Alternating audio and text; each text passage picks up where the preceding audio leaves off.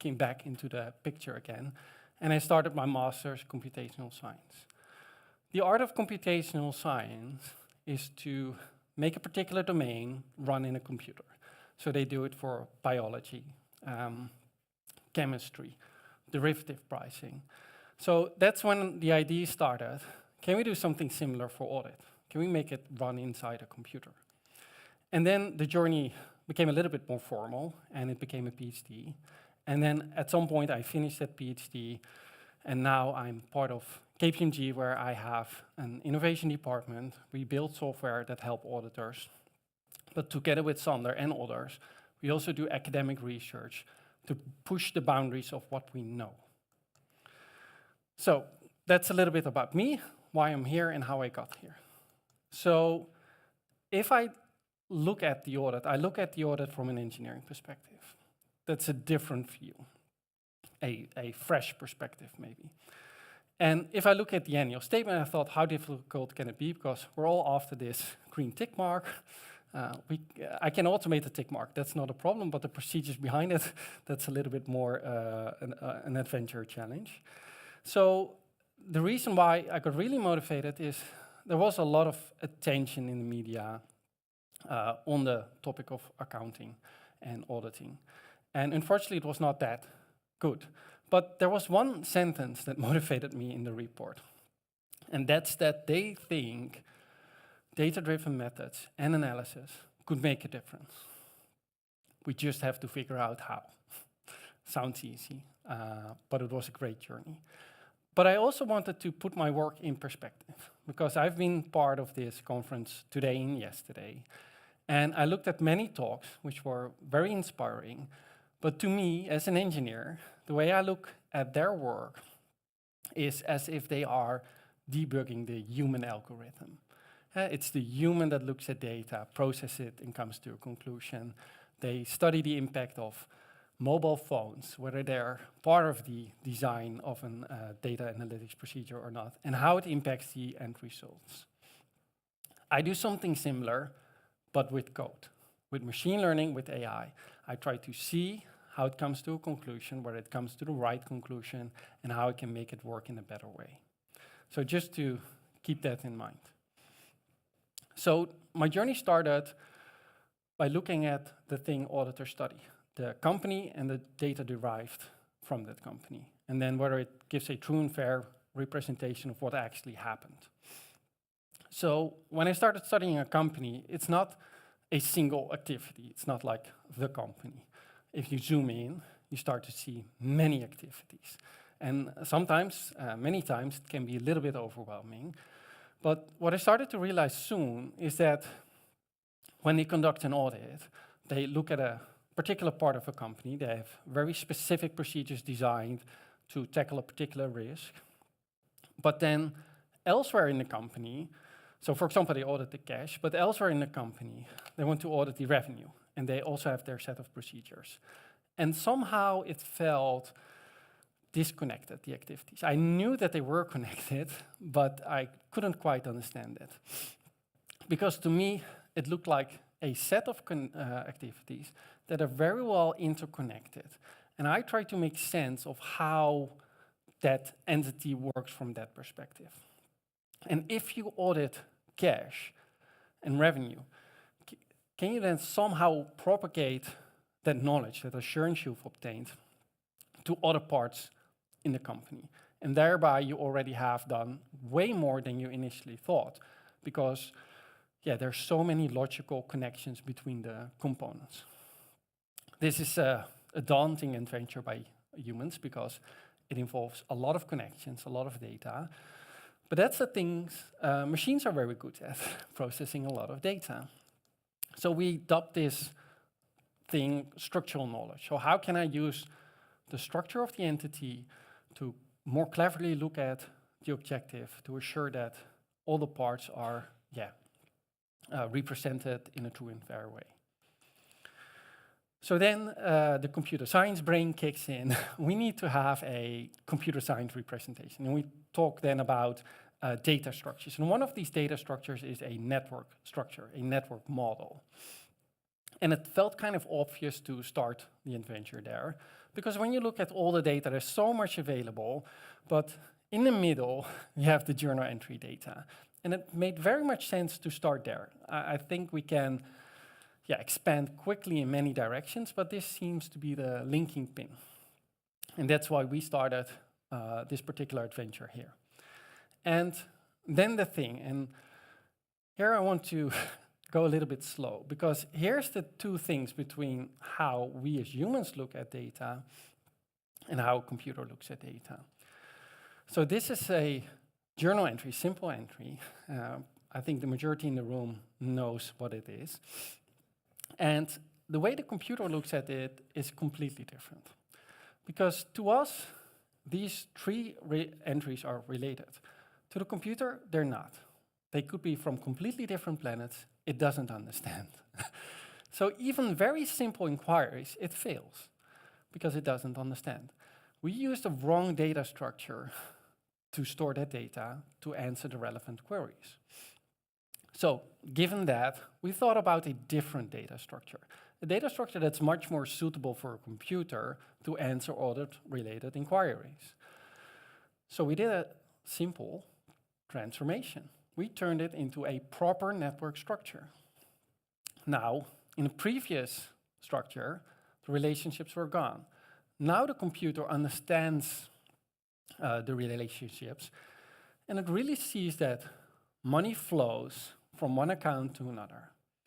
And this small shift in data structure opened up a huge toolbox in the AI world, because there are so many tools designed to analyze networks. It's like almost, it's scary almost. They apply it in social domains. Facebook tries to do things with networks to predict whether you will be friends with somebody or not.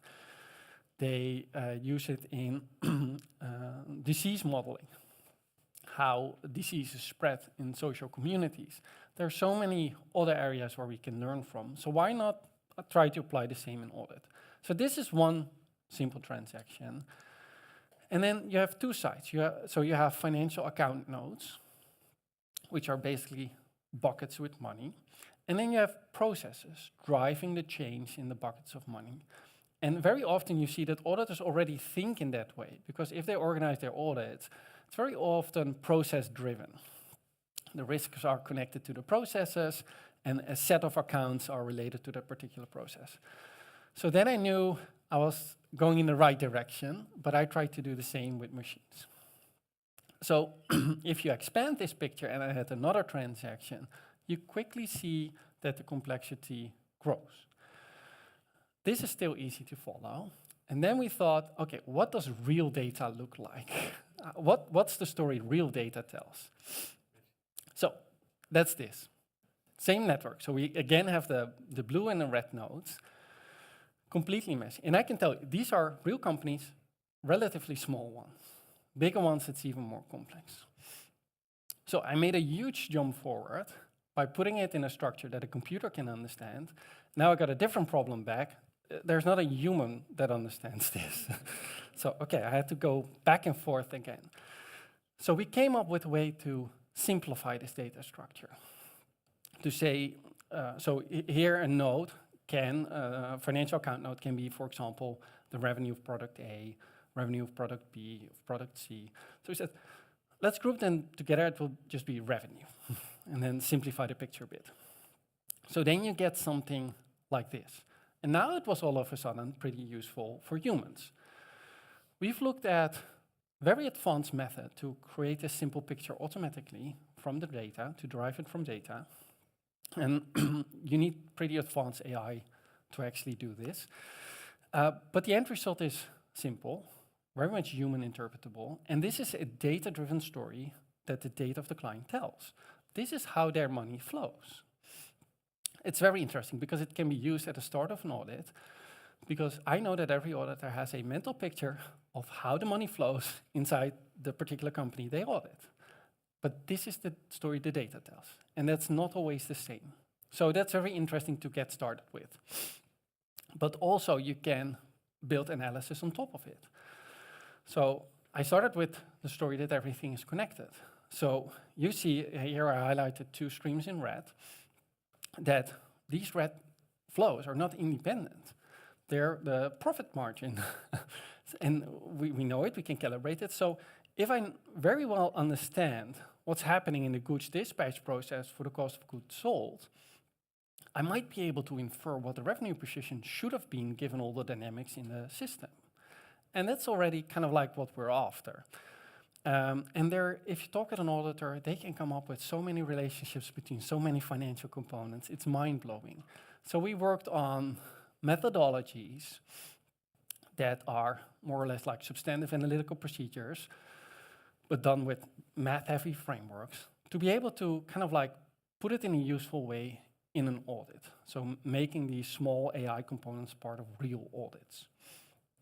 So this is not where it stopped, because we can see that for the auditor, it's very valuable. And yeah, I partially already mentioned this, but you can really see what the story is the data is telling, and see whether it coincides with what you think, and also the consistency between the financial flows I just mentioned. But to me, this was just a start, because now it was getting fun. I didn't have one network. I had hundreds, thousands of audit years. So then a natural question arises, does one system look like another? Do we expect that the financial flows of one retailer look like another? Or do they look similar to a bank or an insurance company? And now all of a sudden I could try to analyze that. And again, I looked at different fields where they've done similar things. So in chemistry, they model the molecule interactions as a network. And then analyzing that structure, they can derive whether a particular medicine is soluble in water or not. So I knew you could answer advanced questions based on these network analysis. So we started to analyze hundreds of them. And we tried to see whether we can find structures that are invariant across all businesses. We started to see whether we can find structures that are that are there in particular industries, etc., etc., etc. So here are, again, 3 networks, real data, wildly different. So you can see on the left, it's most likely some kind of holding company with not a lot of activity. And in the middle, you can see a mid-sized company, and on the right-hand side, you can like see a bigger company. And I think the one on the right-hand side has like 700,000 nodes, and I think if you call the edges, the interactions, it goes into the millions. It's impossible for humans to comprehend, but very easy for machines to comprehend. So that's the thing. So if I look at one particular network again, I want to be able to help the auditor to look at the right parts, because it's not really fair to say, here's a cool network, go study all the nodes, right? So we looked at, again, all the areas. So in sociology, they have very cool network metrics called centrality measures. It doesn't require any learning, any machine learning. And then you can identify key parts in these structures that are very relevant. And we just thought, like, let's start there. Let's start simple and apply those methods there. And then what happens is it starts to zoom in into certain areas of the network.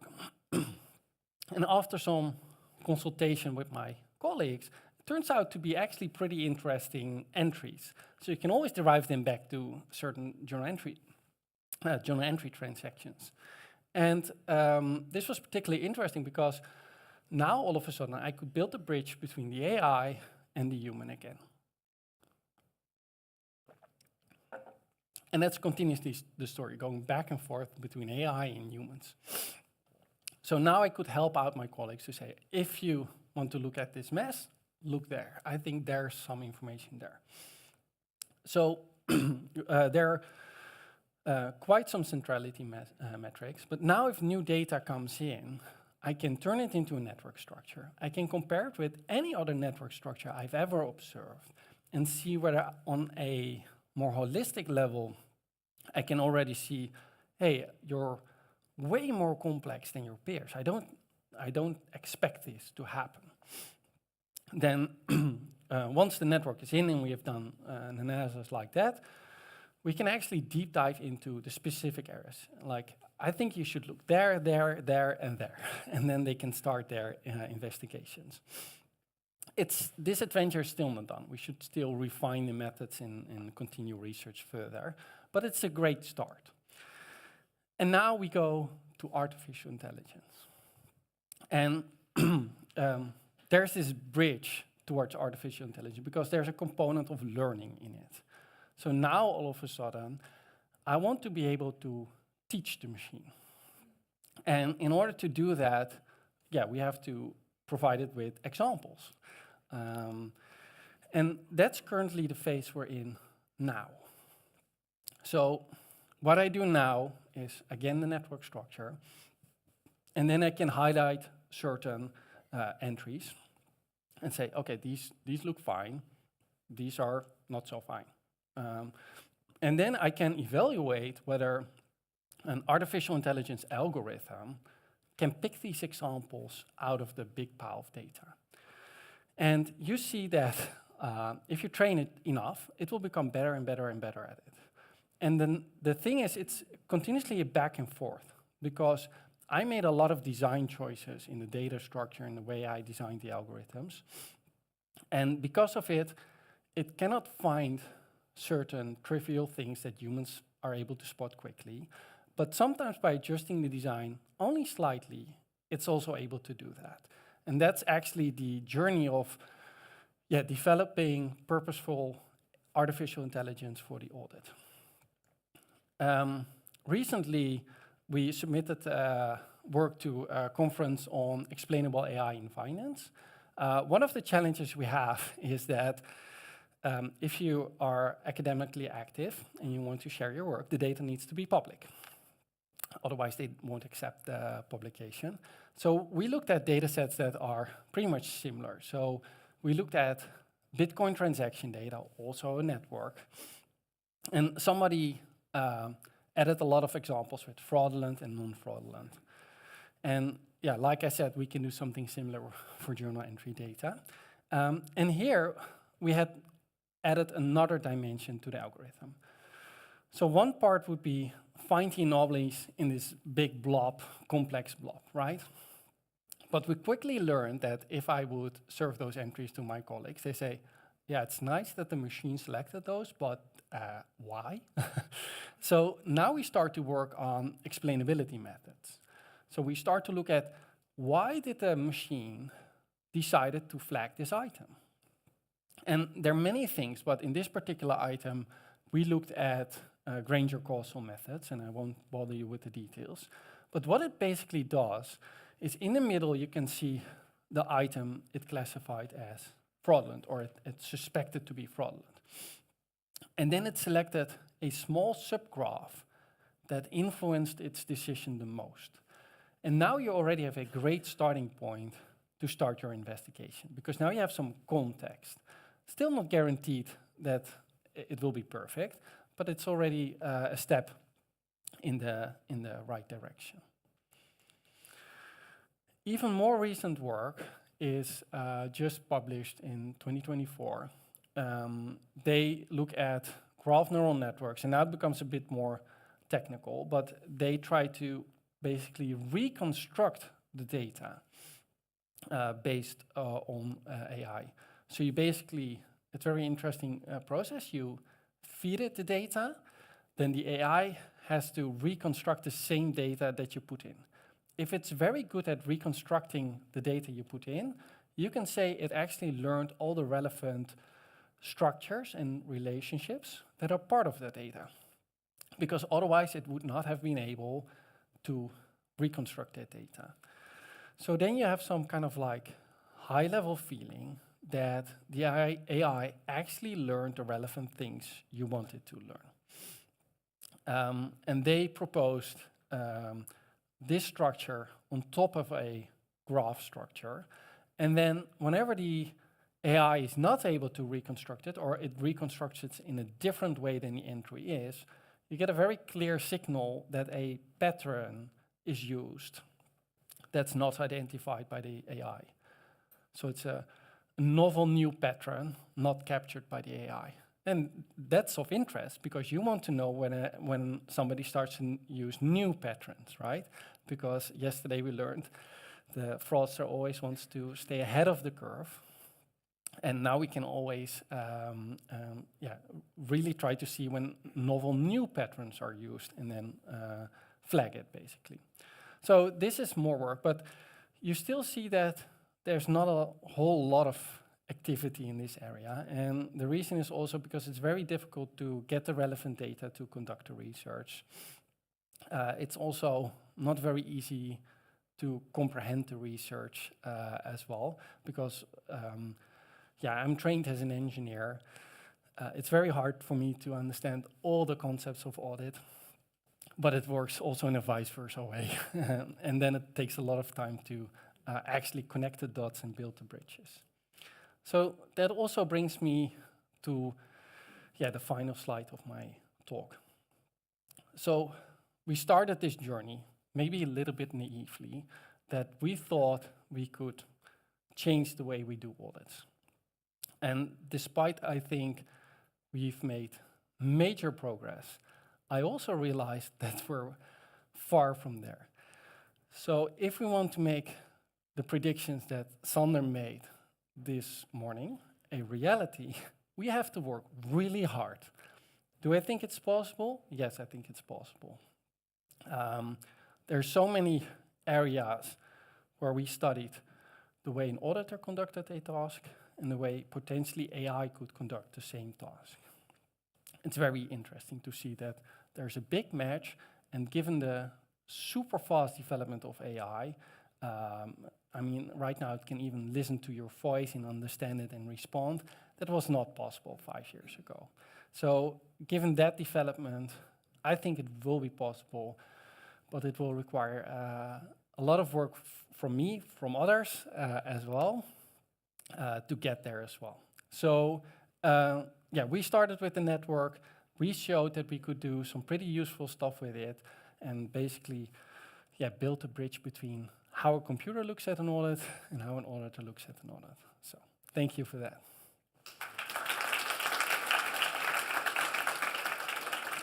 Thanks very much, Marcel. And open the floor for questions. But I was just thinking about Luca Pacioli. There was this person who invented double journey entry bookkeeping 1492. This is the end for him?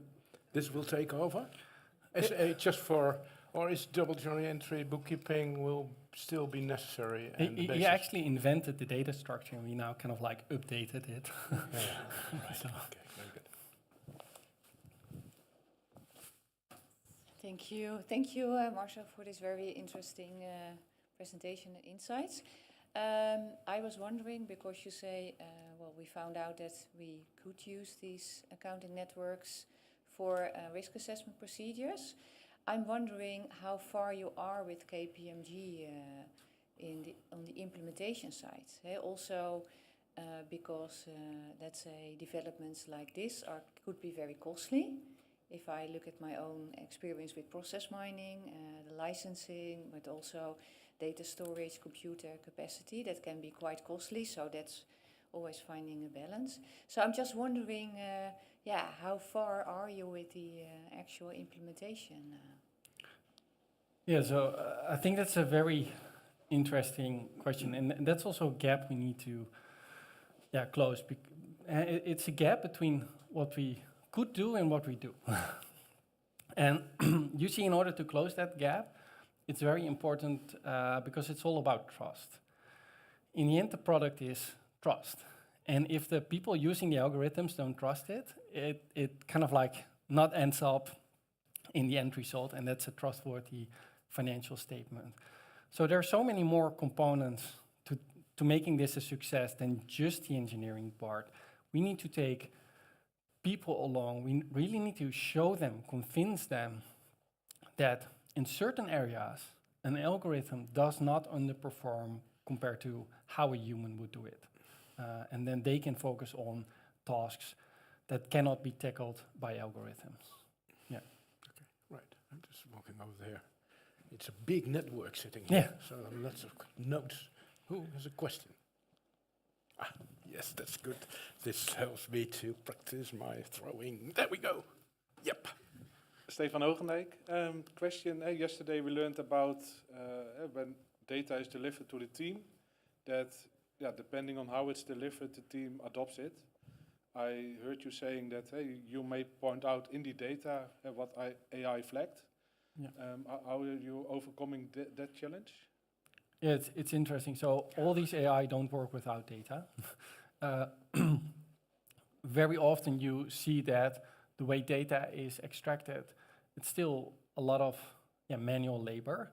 We do see a lot of developments on the front of integrating that, making that smoother. And that's also what Sander talked about with data spaces, because then it's way easier to access the data, to run the models on top of it, and to maybe almost in real time flag the anomalies.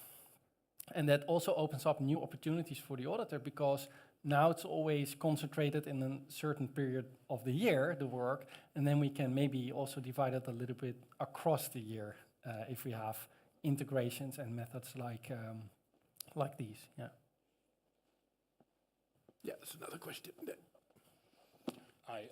In order to identify anomalies, you need to know what's normal. So what's your benchmark? Are you thereby then comparing this year's financial data with prior year financial data or with peers? Because if you just are within the same firm, within the same year, then what is your benchmark? Yeah, it's actually a great question. There are two ways to learn it. So one would be a supervised way with labeled examples. This is good, this is bad. And the other way is unsupervised, to simply find the structures in the patterns and then categorize it. What we see is that we use both. Whenever we have labels, it's much more informative, but to get labels, it's pretty expensive. So I only have a very small set that's labeled, so I need to have hybrid approaches to make the most of it. The nice thing is about these graphs, they look very different to us as humans, but for a computer, it's just another graph. So I can train the same algorithm across all graphs. So you have this super intelligent being, artificial being, that has seen every interaction possible ever in the data. And then based on that, it can decide whether something is normal or not. Yeah. Other questions, yes. That's one of my preferred suppliers. There we go. Yeah, I was just wondering, because you designed the model already on like you learned the model, but have you already been able to apply it to situations outside of the learning data set? Like, is there accuracy, does that hold outside of the training data set of the model? Or have you not? So the evaluations were conducted in the lab setting, and there's no like big feedback loop yet to see how it operates in the real world. Because if you operate AI in the real world, you need to have certain safeguards in place to make sure it doesn't go rogue. And that's a whole other type of business, the operation. So it isn't an option to apply it to like new acquired data from new companies, but within like a controlled environment, just feed that data to the model, and then see if that accuracy holds. Yeah, it's definitely a possibility. Other questions? Not just a question from myself, just a former KPMG partner. How are you going to train me to apply this kind of things? Because I'm looking here, I see networks, and I know my brain is network. The zwarte gat is all networks. Yeah. So that's all the background, and I don't understand a heck of it. And you asked me to apply this kind of application to tools. How are you going to convince me, or what kind of training do I need to understand this and have a good feeling? Yeah, I mean, you could do the same training like I did, but it wouldn't be fair to ask that from you, because that's a huge investment. So it's much better to start building that trusted relationship, and then see whenever you need to rely on my judgment and I need to rely on yours, because you also drove the car here and you probably don't know how the combustion engine works. Yet you're still comfortable at driving the car and perfectly able to use it. And the same as everybody is using email every day. Yet nobody here probably, maybe I'm exaggerating, but probably can explain the email protocols. It doesn't matter. Okay, right, okay. Let's see how we build this trust Yes, relationship. that's the thing. That takes time. Yeah, Eddie Cardinaals here from Tilburg University. This trust I also find quite important because, yeah, as a client you're willing to share some information with an auditor, but now as a client you have to hook up your system with your system. Yeah.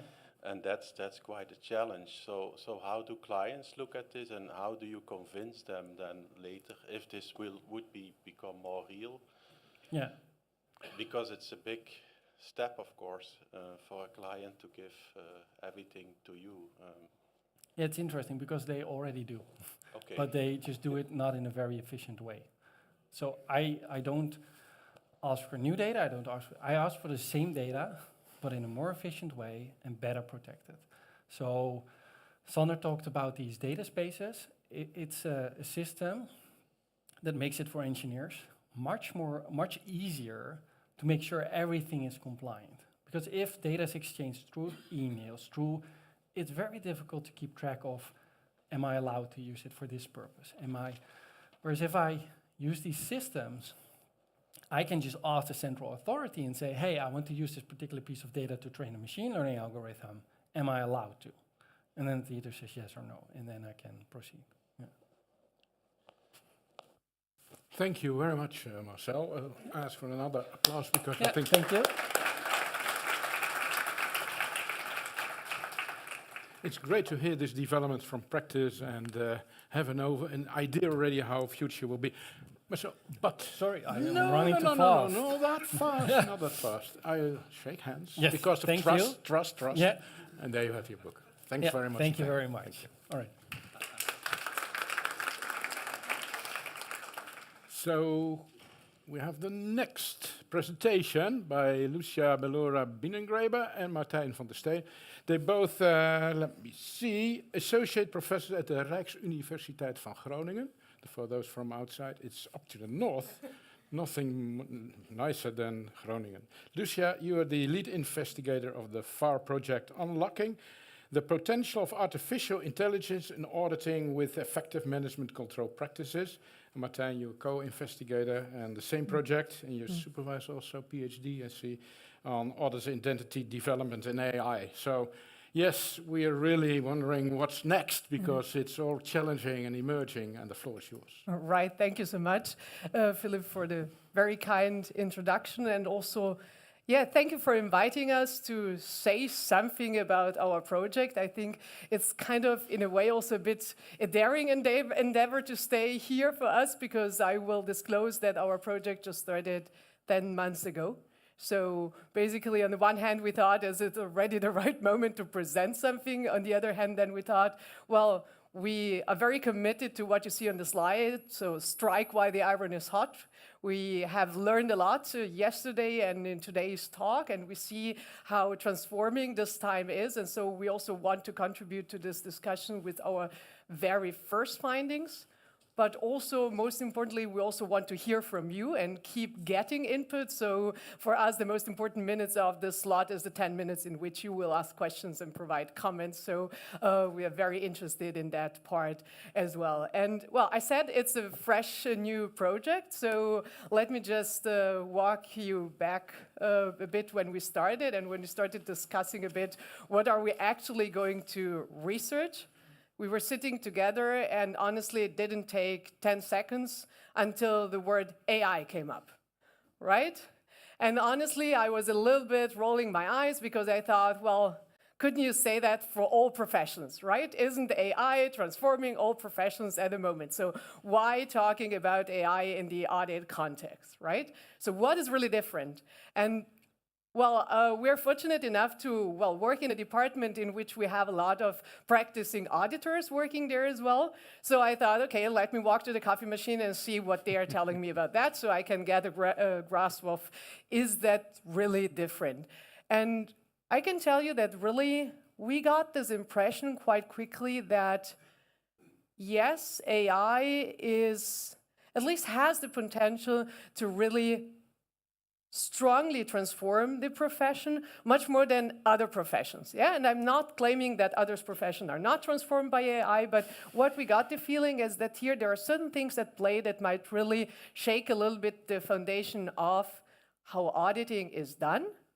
For better or worse, right? We're not judgmental here, but we feel that the foundations are a bit changing. And so that's why we thought it's time to work a little bit on that topic. And I should not leave unmentioned that it's not just Martijn and me, but also Sebastian, Arina, Jennifer, and Anne from different universities in Europe and in the world are also part of this project.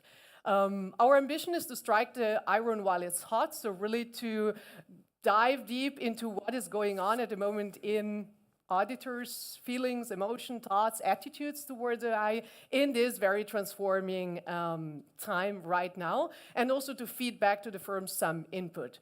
And this is also the moment for me to say thank you already to all the firms who were involved so far and who will be involved in that process. So strike while the iron is hot. Is it hot? I think that, well, day 2 of this conference, I don't have to claim anymore that there is a lot of stuff going on about AI. This was just the 3 minutes Google search, right? I searched for AI investment audit firms, and that's the first 3 things that you find, and it's totally random. We could find much more, right? And it's all very recent. So the first one is an announcement from November 24. The second one is an announcement from early April 25. The second one is just a few weeks later, end of April, right? And it's a random selection, so we see that, yeah, apparently the iron is hot. And if I see that, and also if I see the presentations that we have seen a bit today from the technical perspectives, at first I would have expected to read a lot in these announcements about, well, what is going on in terms of, yeah, the technology and how it's potentially even going to replace some things that auditors are going to do. But no, a bit in line with what we saw yesterday during the panel. You read 2-3 lines of the announcements of the firms, and then immediately you see that the main message seems to be, yes, we are investing also in Gen AI and really these more advanced types of AI, but at the same time, we still want the auditor to be behind the steering wheel and to still hold the steering wheel, right? And the emphasis is on the professional skepticism that still needs really to be exercised by the auditor him or herself, right? So that was kind of interesting, makes also a lot of sense, right? Because, well, it's certain human judgment that we want to have there at play. But also to a certain extent, we were starting wondering, is that really compatible, right? Because, so, I mean, see the presentation that we have just seen. So Marcel, thank you very much for introducing it that well. I mean, at certain points, I thought if I would be auditors, I would really, really need some explanations why certain things are picked, why certain things are called anomalies. I really would need to understand a lot and want to comprehend, because I'm professional skeptical and I want to understand and fully grasp what is told to me by the machine, right? And then, is that really always possible? I heard something about explicability right now, but I still felt a bit unsure about how much is still explicable and how much in practice, in real world, when we will get there, an auditor can really question all these things, right? So that really made us wonder, is there a tension that we should be aware of and understand that that's something we're all confronted with as auditors at the moment. So basically, we think there is a fascinating tension there between everything we have already heard, so I'm not going to tell you one more time, that basically on the one hand, AI has this potential to augment the value of the auditor, so it really has the potential to improve audit quality delivered by the auditor because of, you name it all, right? You can focus as an auditor to the things that really, at the end of the day, really matter, really are critical, while all these manual tasks that you don't like maybe to do, they are taken over by the machine. Great, fantastic. The other side of the story, it could also go the other way around, right? And that's maybe somewhere in between we will end up, but it could also be the other way around. It could also be that it worsens actually audit quality. Why? Because there is now this new colleague, right? This Gen AI, this agent maybe even, right? That at the end of the day kind of gives me some input, provides me some information, but I really don't know where they come from, right? It's kind of partially obscured, right? And so in a way, we thought this is kind of an interesting tension that needs to be understood a little bit better. And, well, I'm not wasting time on definitions on day 2, right, of this conference on what AI is, but you get the gist, right, of it, that basically, well, yeah, AI is supposed to take over some tasks that generally would require human cognition, right? And interestingly enough, I would like to emphasize in particular the last point here on this slides. Many AI tools, the more modern ones, right, include an unsupervised learning element, right? We heard it already a couple of times today. So unsupervised means I do not know what it exactly does. Also, the person programming it, training it, does not really know what it does. Right? We had it today in the first presentation where you then see that the agent does something that you actually didn't know it would do. It was not supposed to do it, but it does it, right? So there is this unsupervised aspect that obscures some of the outcomes and some of the processes, right? And we found it very interesting, and in preparation of the grant proposal, actually, we thought, okay, let's do a little pre-study and interview some auditors to see whether this is just our hallucination of what's going on in practice or whether this is something really going on. And I've just brought 2 statements here. That would be the first one that we got. One auditor is saying, well, the thing with AI is that at some point the AI is learning, so not even the programmer will really know. Like, I know I designed the AI to do a task, but I'm not fully 100% sure what the AI does. And that will be an additional challenge because we can't go sit in a room with the AI and say, okay, step back. What did we actually do? Right? So here you read a bit this idea of, okay, I'm supposed to be professional skeptical, I'm supposed to inquire, but who do I ask at the end of the day, and what will be the answer? How can I trust the answer? So this kind of uncertainty here. And next quote brings it maybe even more to the point, because it says, okay, that makes really the skepticism question relevant. I don't know what goes in, I don't know how it's treated, so how can I trust basically the tool? One thing that I would like to mention at this stage is, because I guess this will be anyway a question that you have, because I heard it in conversation that I had yesterday, like, well, but we are not yet using Gen AI very much, and maybe I'm just using a little bit of ChatGPT, so that's not where we are at the moment. But the focus of our study is a little bit about how is already the profession changing, exactly because we are having events like that, because we are talking about AI, because we are talking about those new tools that potentially will come into practice, right? And so we start as auditors to reflect on, okay, how will my profession actually change, right? So that's the focus that we have there. And you see with these statements, right, these are not people who are already using Gen AI or any agents or something like that, right? These are people who just observe what's going on in the profession. So why the whole project? So basically, I think it goes back to the thing that we believe that professional skepticism and, well, the opacity that is added to the audit process by AI kind of are in a tension with each other. They may become compatible at a certain point, but we don't know yet how, and that's what we want to basically study. We want to study everything from the perspective of the auditor themselves, right? We want to understand how do they emotionally, attitudinally, and at the end also in terms of judgment, process what is going on at the moment when we are introducing AI to the audit profession.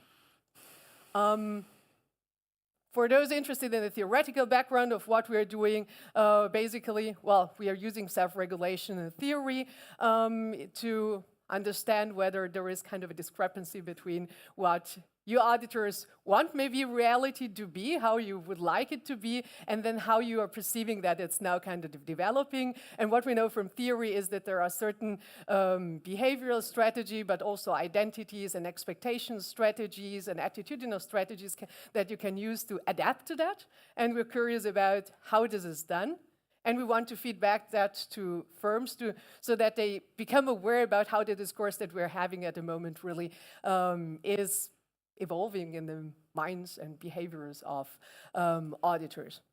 The research question I want to be quick in order to also hand you over to Martijn, who will provide a bit more insights about the first study that we did in this project.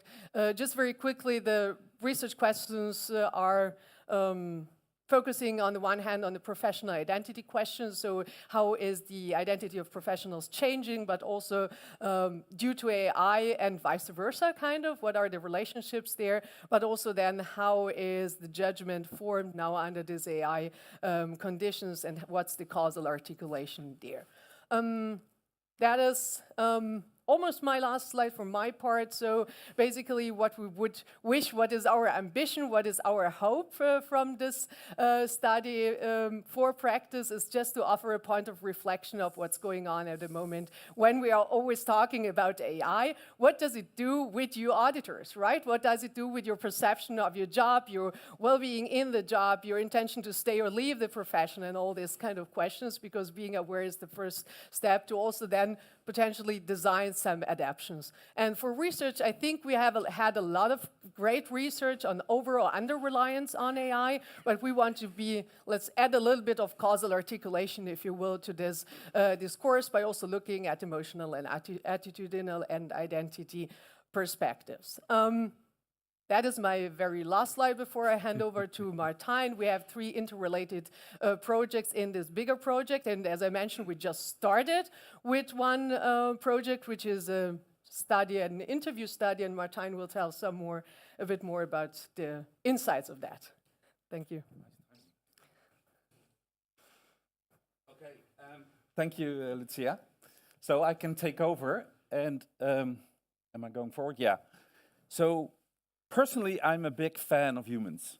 I would imagine that most of us are. And today and yesterday, at certain occasions, I felt the need to actually say that.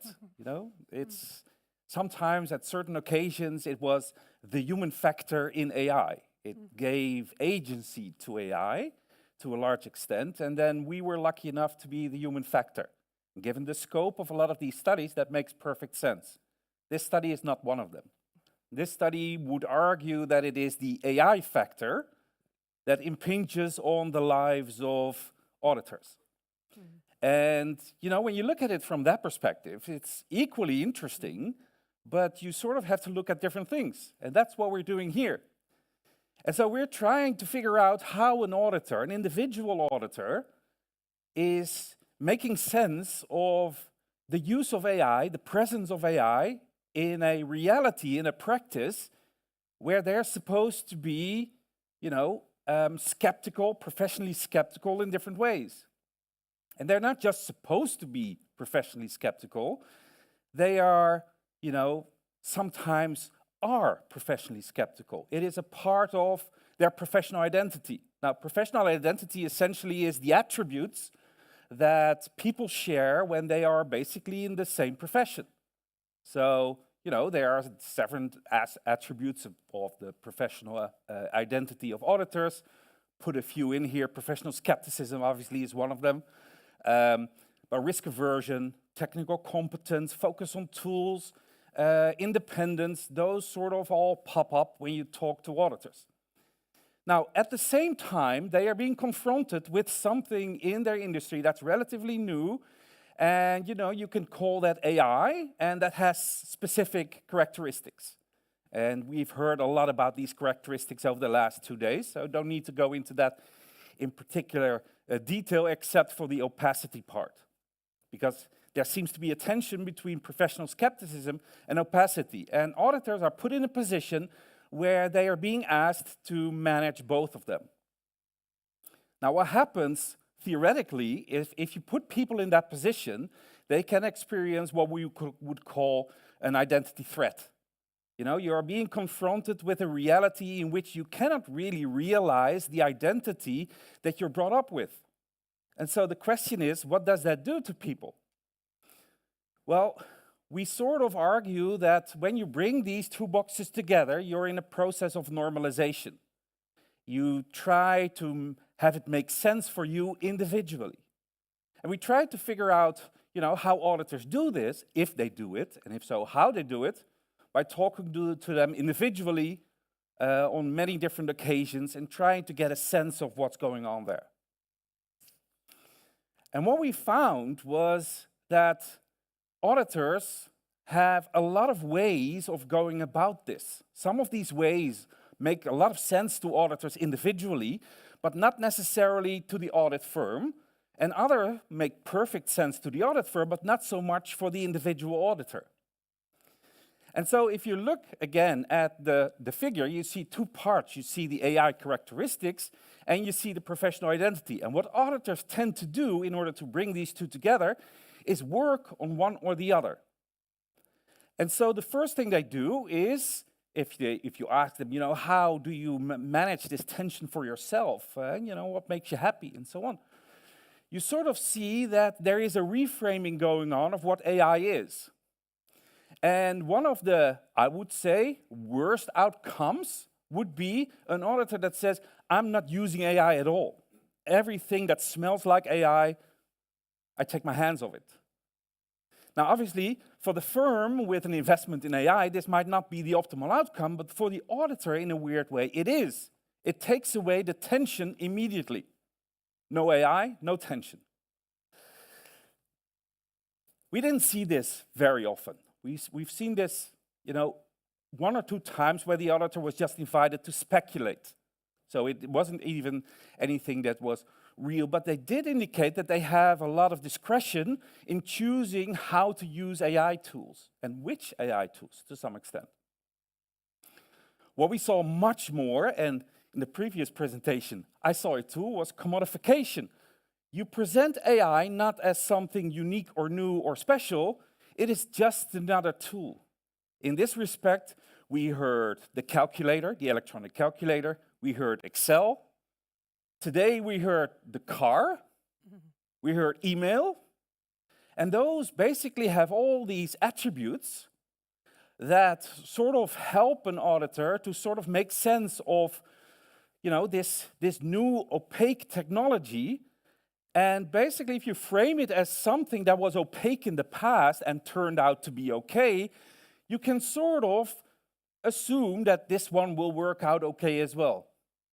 So this is, great news for the auditor, but not so great for the audit firm, because commodification means that the attributes of the tools that they're talking about, email, Excel, are being transformed and transferred onto AI, and auditors will use those aspects that they identify with the original tools.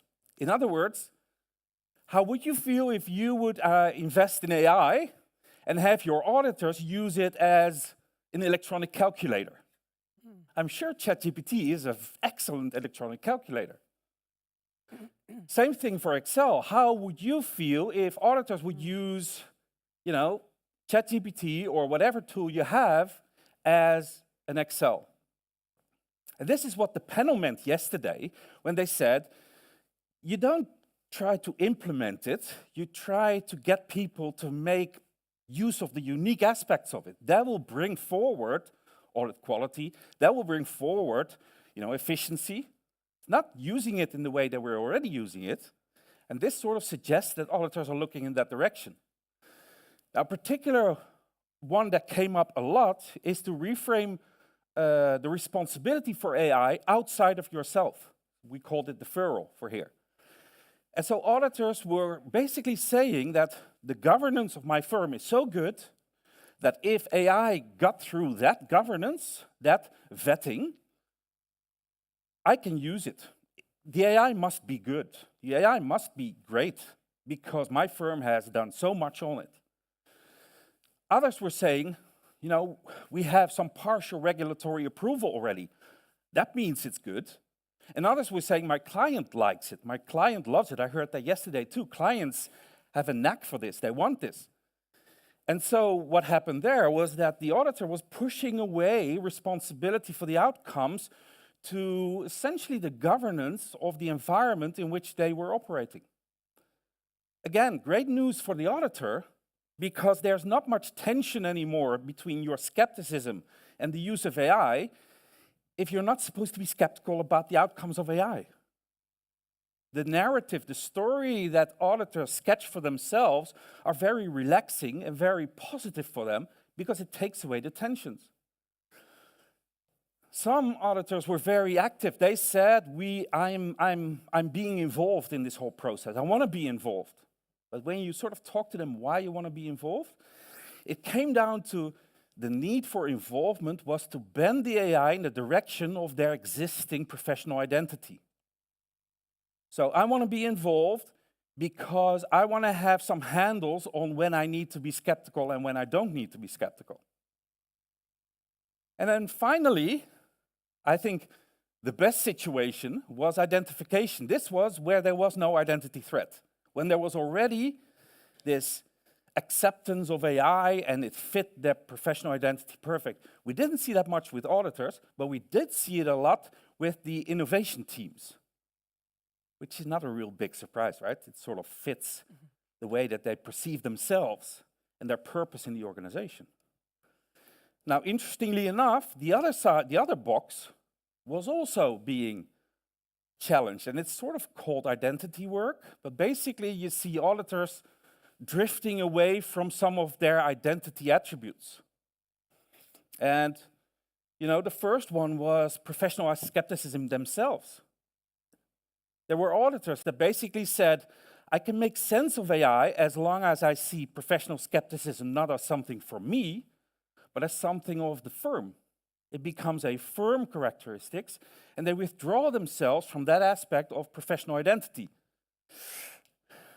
That's a dangerous proposition if this works out across the board, of course. Others were saying that they were trying to accept a greater tolerance for errors. AI, part of the reality of AI is it makes mistakes. It does. And in order to minimize the identity threat you experience, you can do that by accepting a greater tolerance for errors that the AI makes, not you, but the AI. Now again, this is something that they sort of opened up about, but it's sort of a little bit of concern to us all, I think. The third one that sort of popped up there was age. A lot of people were talking about age. Many different aspects to age, you know. Young people, they're much better with technology, but at the same time, young people, they basically went through college using ChatGPT, so they're very used to it, but can they work without it? Also, the de-skilling argument came up. The young people, traditionally, they do all the nitty-gritty, the hard work, they learn from that, but that part is now done by AI, so how will that affect their development? And the older auditors that couldn't come along, according to the other ones, were sort of resistant against the whole AI thing.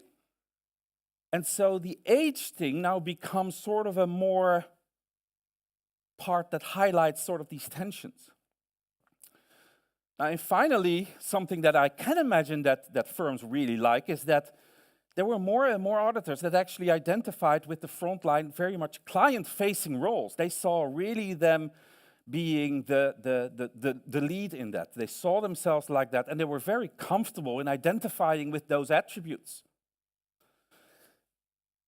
Data orientation, data management, that was being relegated more to the innovation teams. So there seems to be something going on there as well. Whatever it was, at the individual level, so that's the individual auditor where you sit in a room and talk for 2 hours with them, because sometimes it took that long, is that something going on that we could call social engineering. And if this social engineering is going on, there needs to be some management. And the reason why there needs some management is if you take these two boxes again, you see that the effects that the auditors do on these AI characteristics affects the effectiveness of the AI. If you use it as Excel or an electronic calculator, it affects the effectiveness of AI. If you don't use it, it affects the effectiveness of AI. But at this side, it affects the quality of the auditor, the quality of the audit. If you relax your error tolerance, it affects the quality. If you try to sort of do something with regards to, professional skepticism, it affects the quality of the audit. So what we suggest, essentially, this is the one but final slide, is a few things. When these identity threats are there, and they are, according to us, but they're not resolved, the ontological insecurity could, in the end, drive people away from the profession. Because nobody likes to be in an environment where they cannot realize their own identities. Now, there was very little indication that people actually were thinking about that, but they were saying that that's one of the options that people would have in a very generic sense. What that also means is that if a firm communicates about AI with auditors, it tends to communicate in a very technical sense. Look at all the possibilities of AI. Look what technology can bring us. It doesn't seem to address the other side of the equation, which is, what does an auditor actually need from the AI, irrespective of what it can offer? What does the firm need? And again, how does that relate to what an auditor is supposed to be and do? So what that means is that this identity work, that bringing together the two boxes closer together, is something that makes perfect sense to do this together in the firm. And so rather than just education based on all the skills and knowledge that they have, why not introduce something that takes them through the sense-making of what makes a modern auditor? How does it relate to AI? What are the attributes that you bring home, incorporating your personal identity, and basically bring to the firm the next day? And finally, we suggest essentially that it's very useful to make a distinction between, on the one hand, the AI as it's implemented, the technology, the thing that a lot of technology implementation teams talk about, and the normalized AI, the variation of AI that is actually in use by the auditors with associated sentiments to it. Those are, of course, related, but also very different. And if you think about AI as normalized AI, it brings on board the auditor. And the one thing that without exception, all the auditor talked about was AI's potential to make them better auditors. Not better audits, better auditors. And what that basically means, nobody knows, because if you then ask what it makes a better auditor, you get all sorts of different answers, because although professional identity is shared, the way it impinges in the individual identities of each individual auditor, that differs dramatically. So why not articulate as a firm what makes a better auditor and how AI actually contributes to making better auditors? If you answer this question, what you actually do, and that's sort of the funny thing, and when I did this on the slide, I was just, yay! What this actually does is, if you answer this question, you bring together these two boxes. Bringing together these two boxes is trying to answer this question. If you try to uncover what makes a better auditor in the era of AI, you bring these together. And there are three advantages to that. First, the better this is, the better the efficiency, the effectiveness of the AI. The better this is, the better the quality of the audit is our prediction at this point. The closer these two are together, the happier the auditor is, because the threat, the identity threat that started it all is gone, or at least minimized.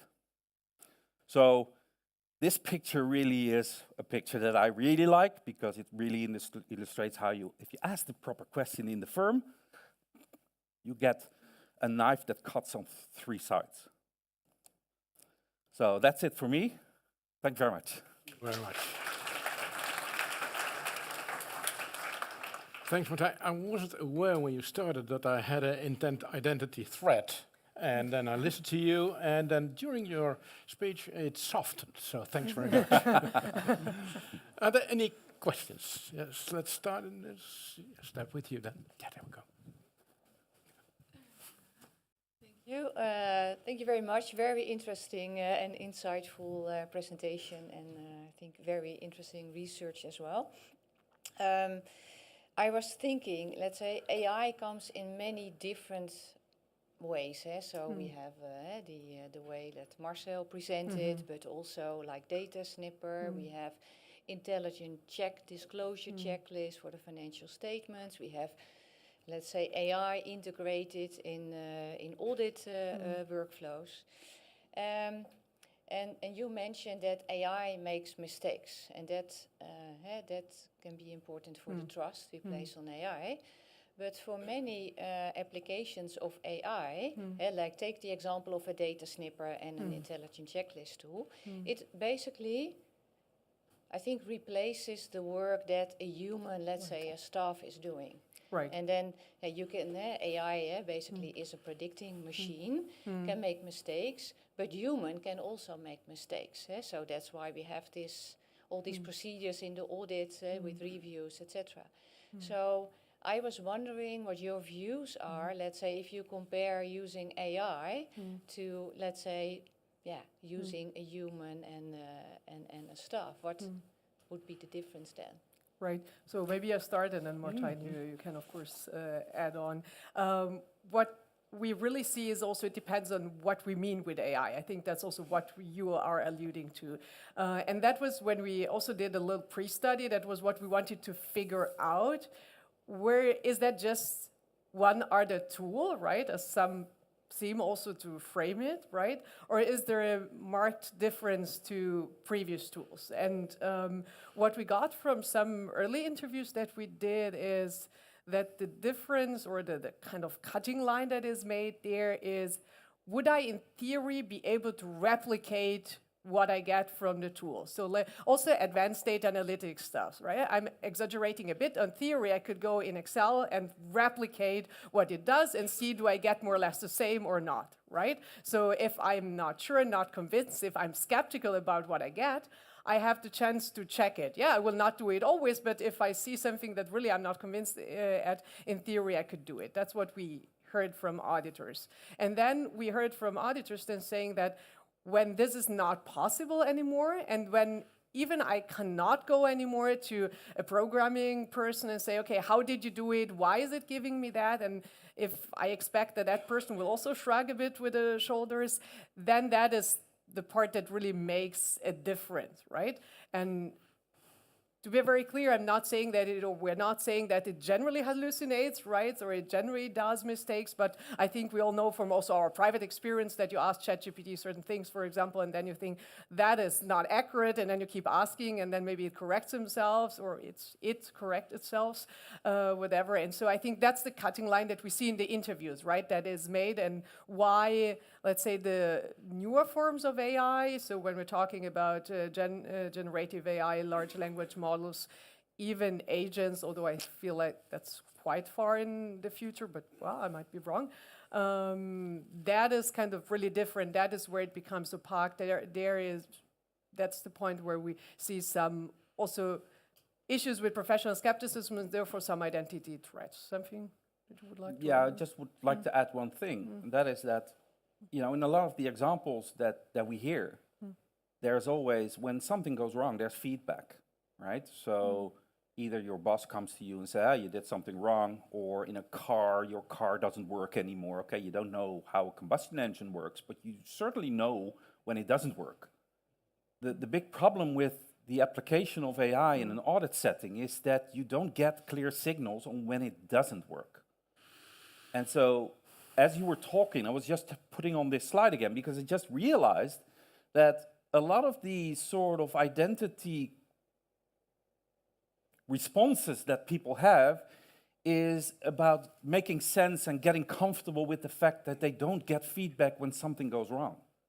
You know, when you look at, for example, when you take professional skepticism away from you and you put it at the firm level, that means that when something goes wrong, it's not necessarily you, so you don't need to be feeling threatened or anxious about that.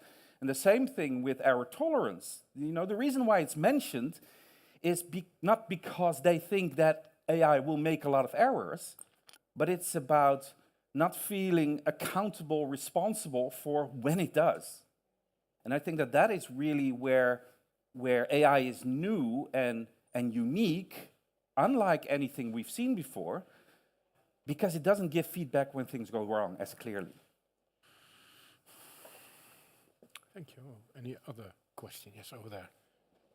But don't you think that if things go wrong or whatever, we know that when things go wrong in this profession, society will be very, very angry and will be in all newspapers. So probably we can't afford this kind of things. Actually, that's a good point. One of the respondents had something really cool.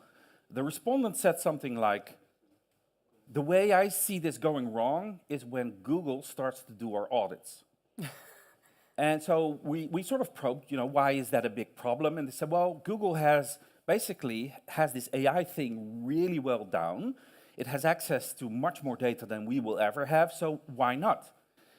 And then he said something like, but it's okay that we are slower. As a profession, it's okay that we're slower, because we have to get it right the first time.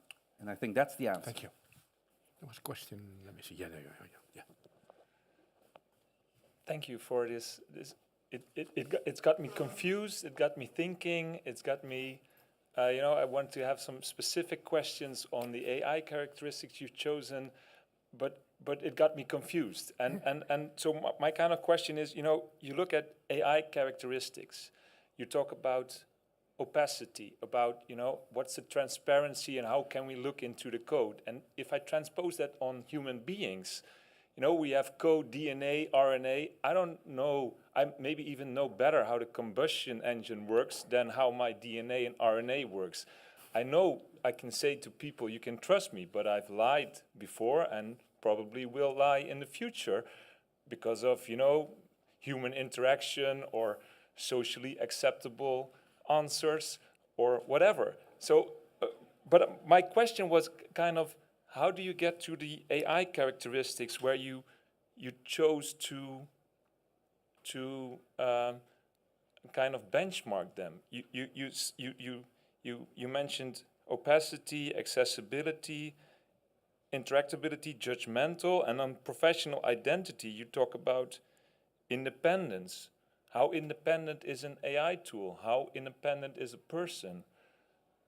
And I like the way so it's more of, my confusedness, I want to talk about, so it's not maybe a question, but yeah, maybe it is. I'm just confused. I can sort of give you the easy answer, and then perhaps later on I can sort of give the more difficult answer.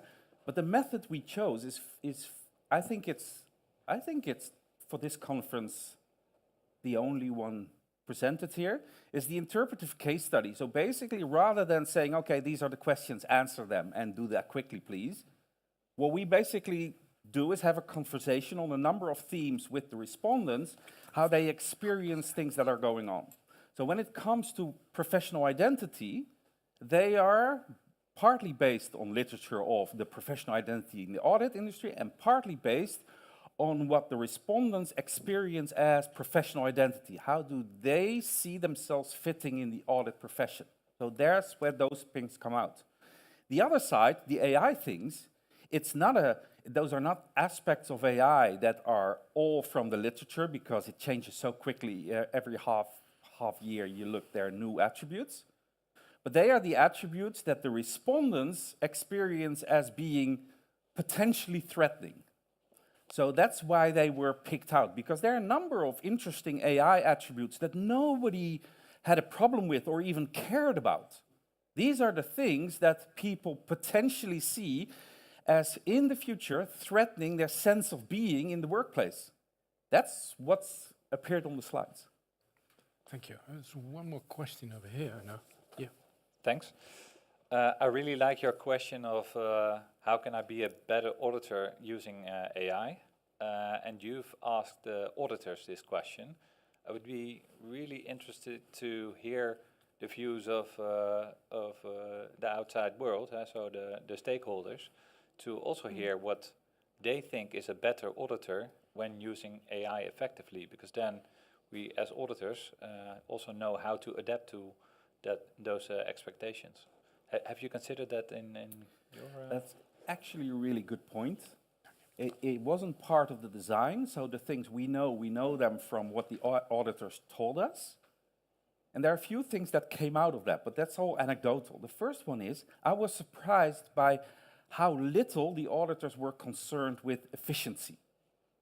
It sort of makes sense in a way that an auditor, your sense of pride is not purely based on the fact that you can do an audit now twice as fast, for example. But at the same time, they did mention it as an element that the firm was communicating. Now, the great news is they all mentioned that the firm was not pounding on the efficiency element. What they said about clients was a sort of a mixed story. Some of the clients were, like was, I think, yesterday in the panel, someone said that. Some clients are really technology forward. They want to have AI in there because they just want to have the most advanced audit, whatever that may mean. And auditors really liked being in there because the sense of being in a forward field is a very rewarding sense, personally. At the same time, there were also clients who basically said, yes, I want to have AI, yes, give me all that. And then you go to the client and say, can I have your data for the AI? Well, you're crazy. I won't give you my data to put in an AI. They see all these ChatGPT logs that are floating around on the internet. And so there's a bit of disinformation there. But there's a struggle for the auditors who want to be in a forward field, but they can't. And then you have the third sort of external party that some of them mentioned, and that was the regulator. They have a sense that the regulator is dragging its feet.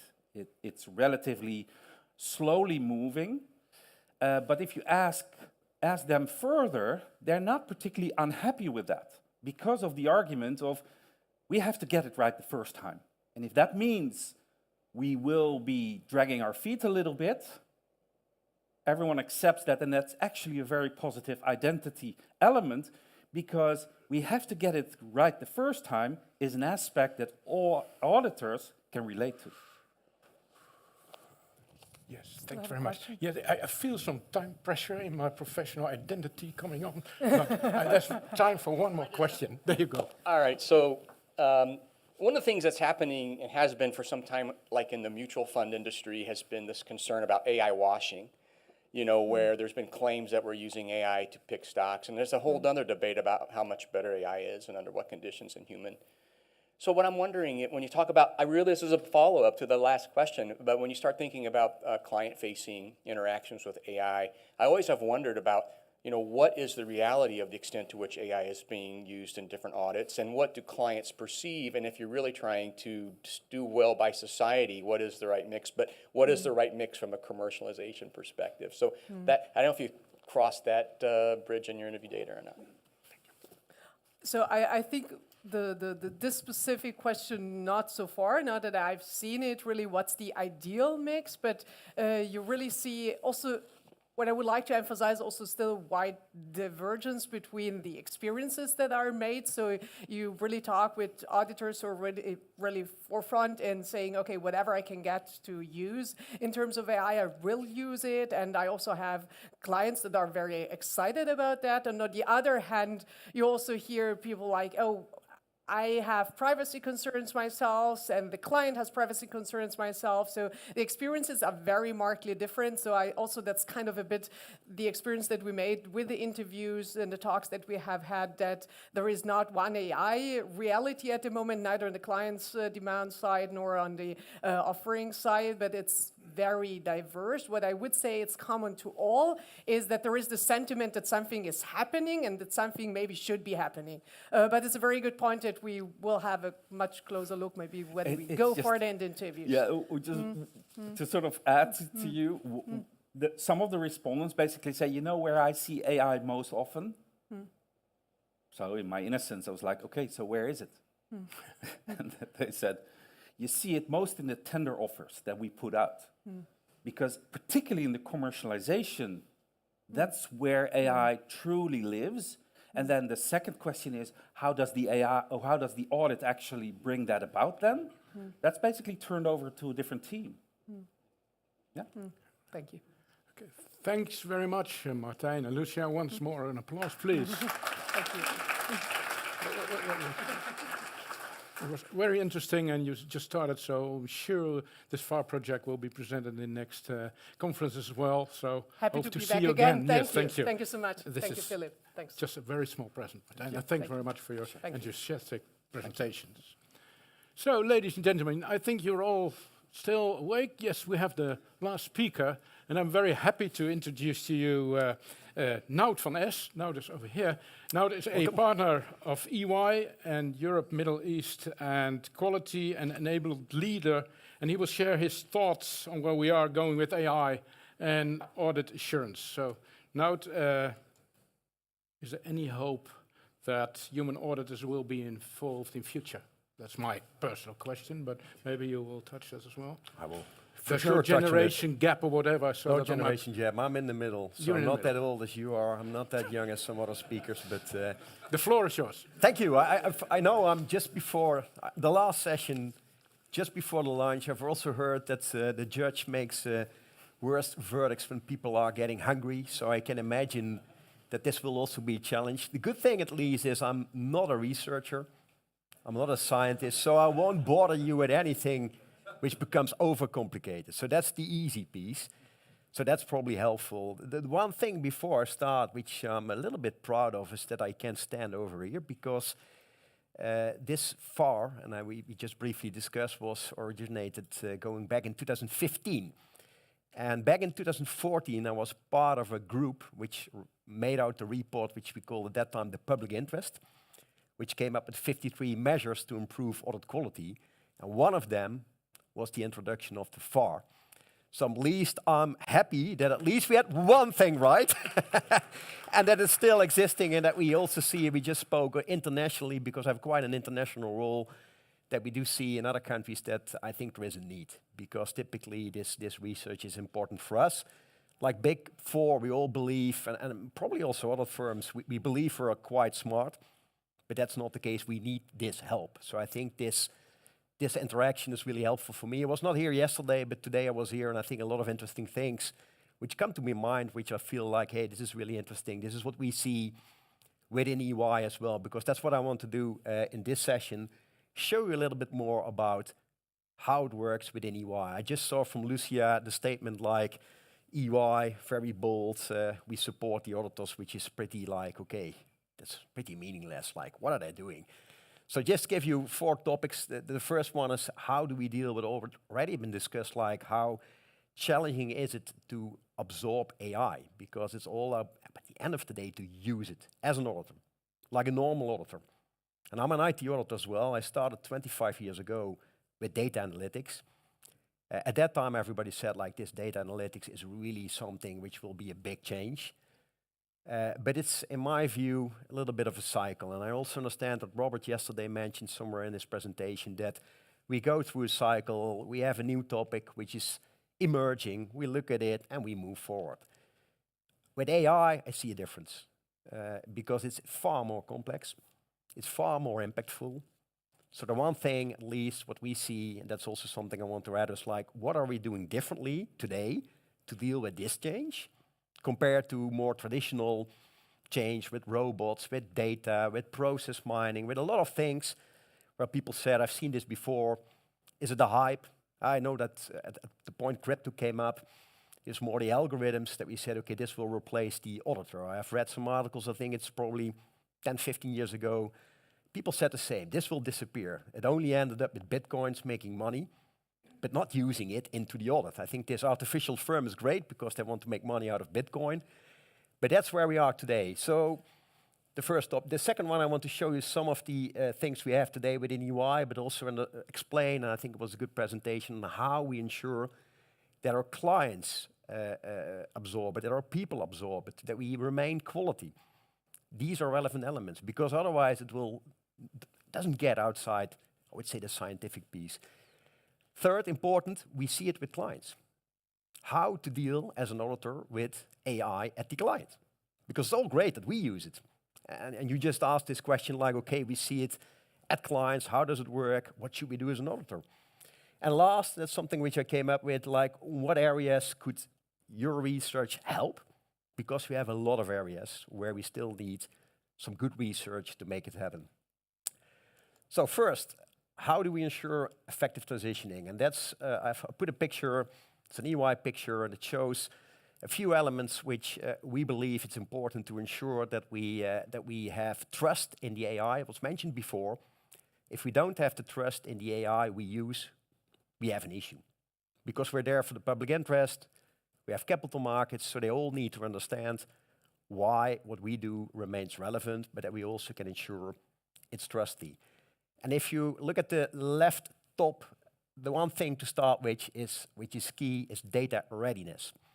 And data readiness is not new, but it becomes very important. Why? Because we have issues with data quality.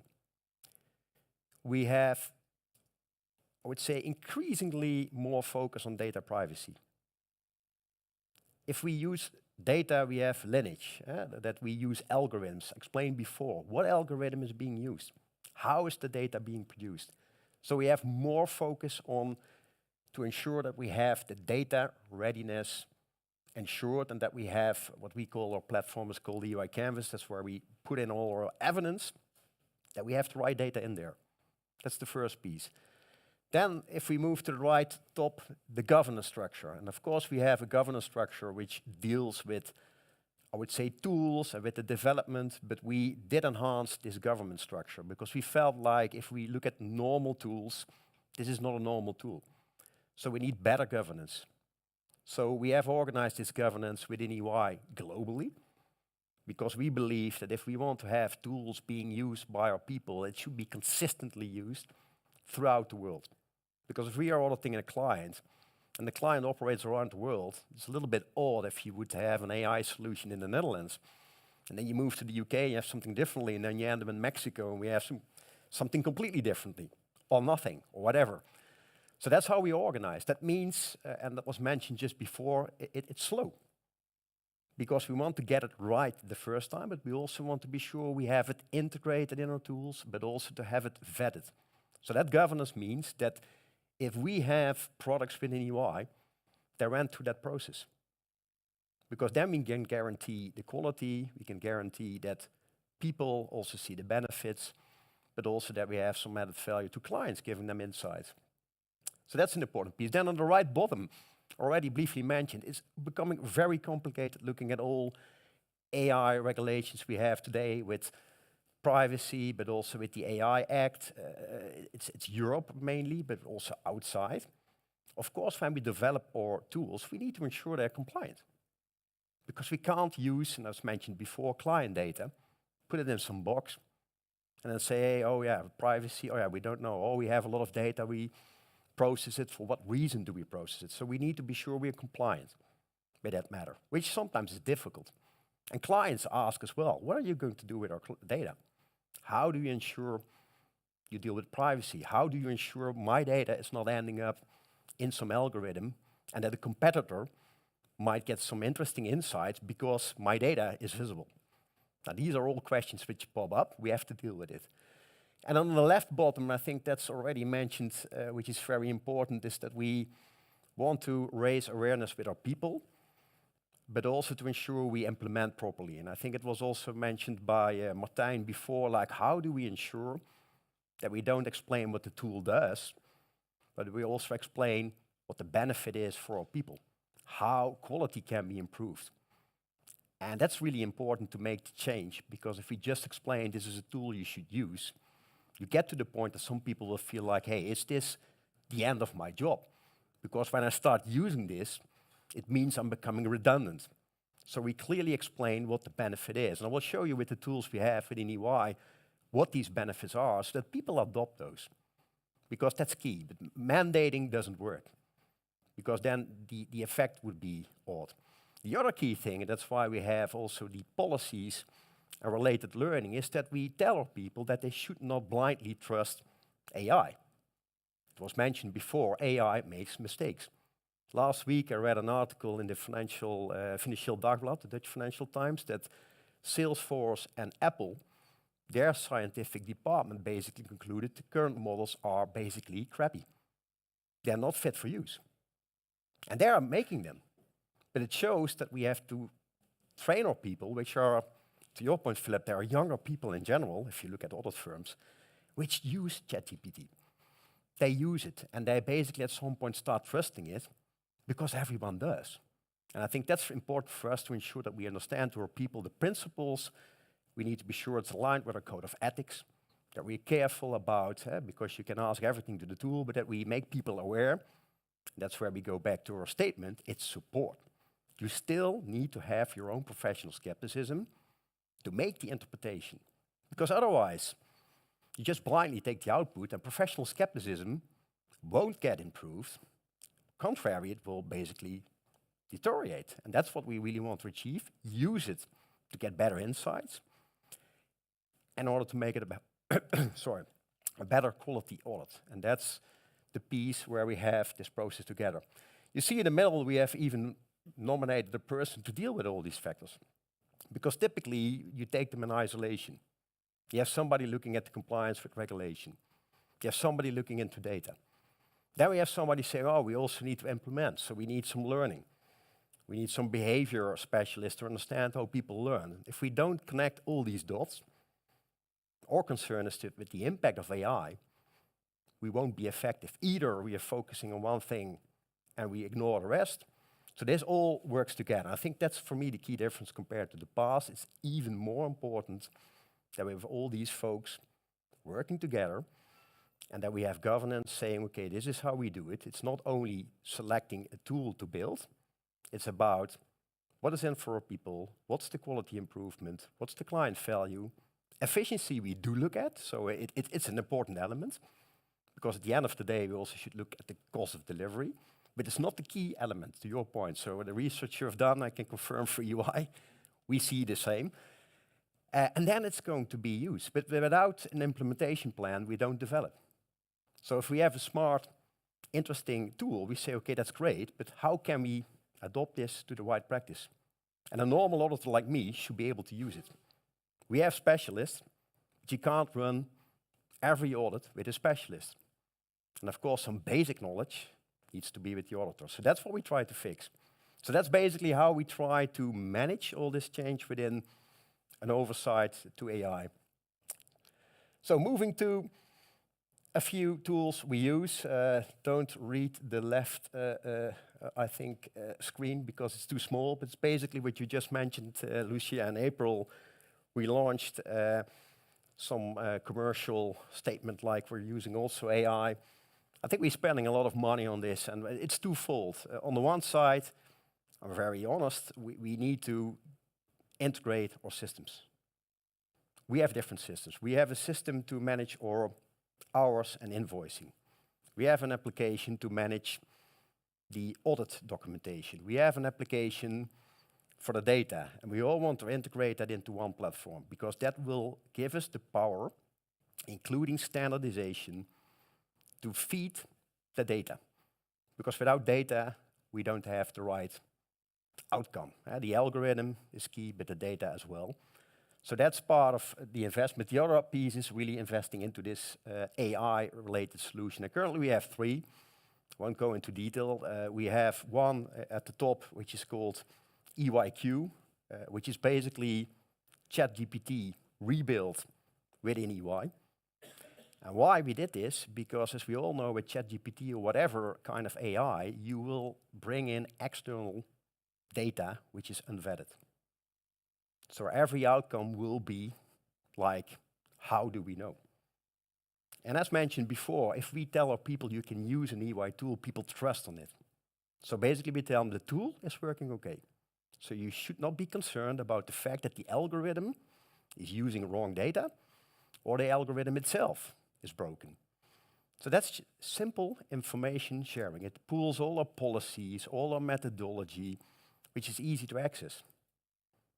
Sounds not very fancy, But people like this, because that's the benefit towards people. They see like it's now easy for me to go in and find something.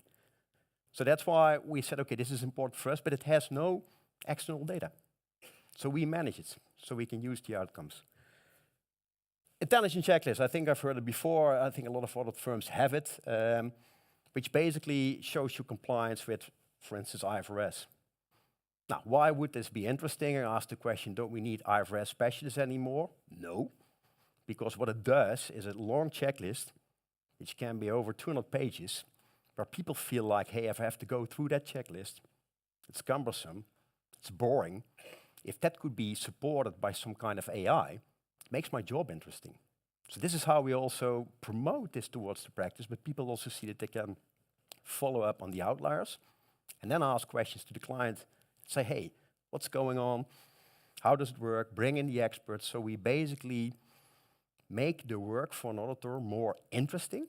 And I think that's also our way how we want to deal with capacity constraints we have within the audit. To not have any more people doing a checklist of 150 pages, but say, okay, you get supported by doing that without compromising the quality. And I can tell you, 150-page checklist, if people have to do it several times, they will probably drop their focus so that the risk of errors is getting higher. Last, it's what we call financial statement tie-out. It's also a cumbersome thing, tying out all the numbers. If you have like 250 pages financial statements and all this tie-out, you get a new version, you get another new version, it's close to the deadline. That's something, of course, where you can say, hey, this is a great opportunity to have some AI searching smartly to compare, to corroborate, which helps people a lot. So simple solutions, but all going through that same process to ensure they're reliable. I heard regulators, I think it's very important for us. We also explained to IFR, which is the overall, as you probably know, regulators where they come together. They're very interested in how audit firms are embracing this, because they want, on the one hand, to ensure that we use it, but on the other hand, they want to understand how we manage the risk by using it, and not having it as, we have a tool, just throw it in, and people can use it, and then blame the model if it goes wrong, because we can't blame the model. We have a partner, like I'm an audit partner, I sign off audit opinions. If I sign off, I need to be confident, and don't go back afterwards and say, I used an AI model, and by the way, I was not sure, but the firm told me to use it. So that's where we want to ensure we can manage this risk, but also that we ensure that we test these tools. So for instance, one of these tools, we did 450 scenarios testing it. So it's really supervised in a way that we know it works. We document. We have ISQ 1 requirements. If you're in the US, you have QC 1000 requirements. So it's really going through all that process, which makes it time-consuming, challenging, but usable. So how do we ensure then that a specific product is then meeting these demands, as I just mentioned, the certification? And certification is not a new process, but also here you see that the certification requirements become more important. And it starts also with the use of only approved tools. It's quite simple. But you can imagine people have their, I just heard their mobile phone. Yeah, you have mobile phone, you have ChatGPT on it. So how do you manage that people just don't start using that? And putting in a question like, I have a client in this sector and they have an impairment model and they've put in a weighted average cost of capital of 8%. Is that okay? And then ChatGPT comes back and says, oh, it's within a range. And they say, oh, I used external data to corroborate my WACC. And we say, oh, but what's external data? Because we all trained them like external confirmations are really good. They're all better than internal.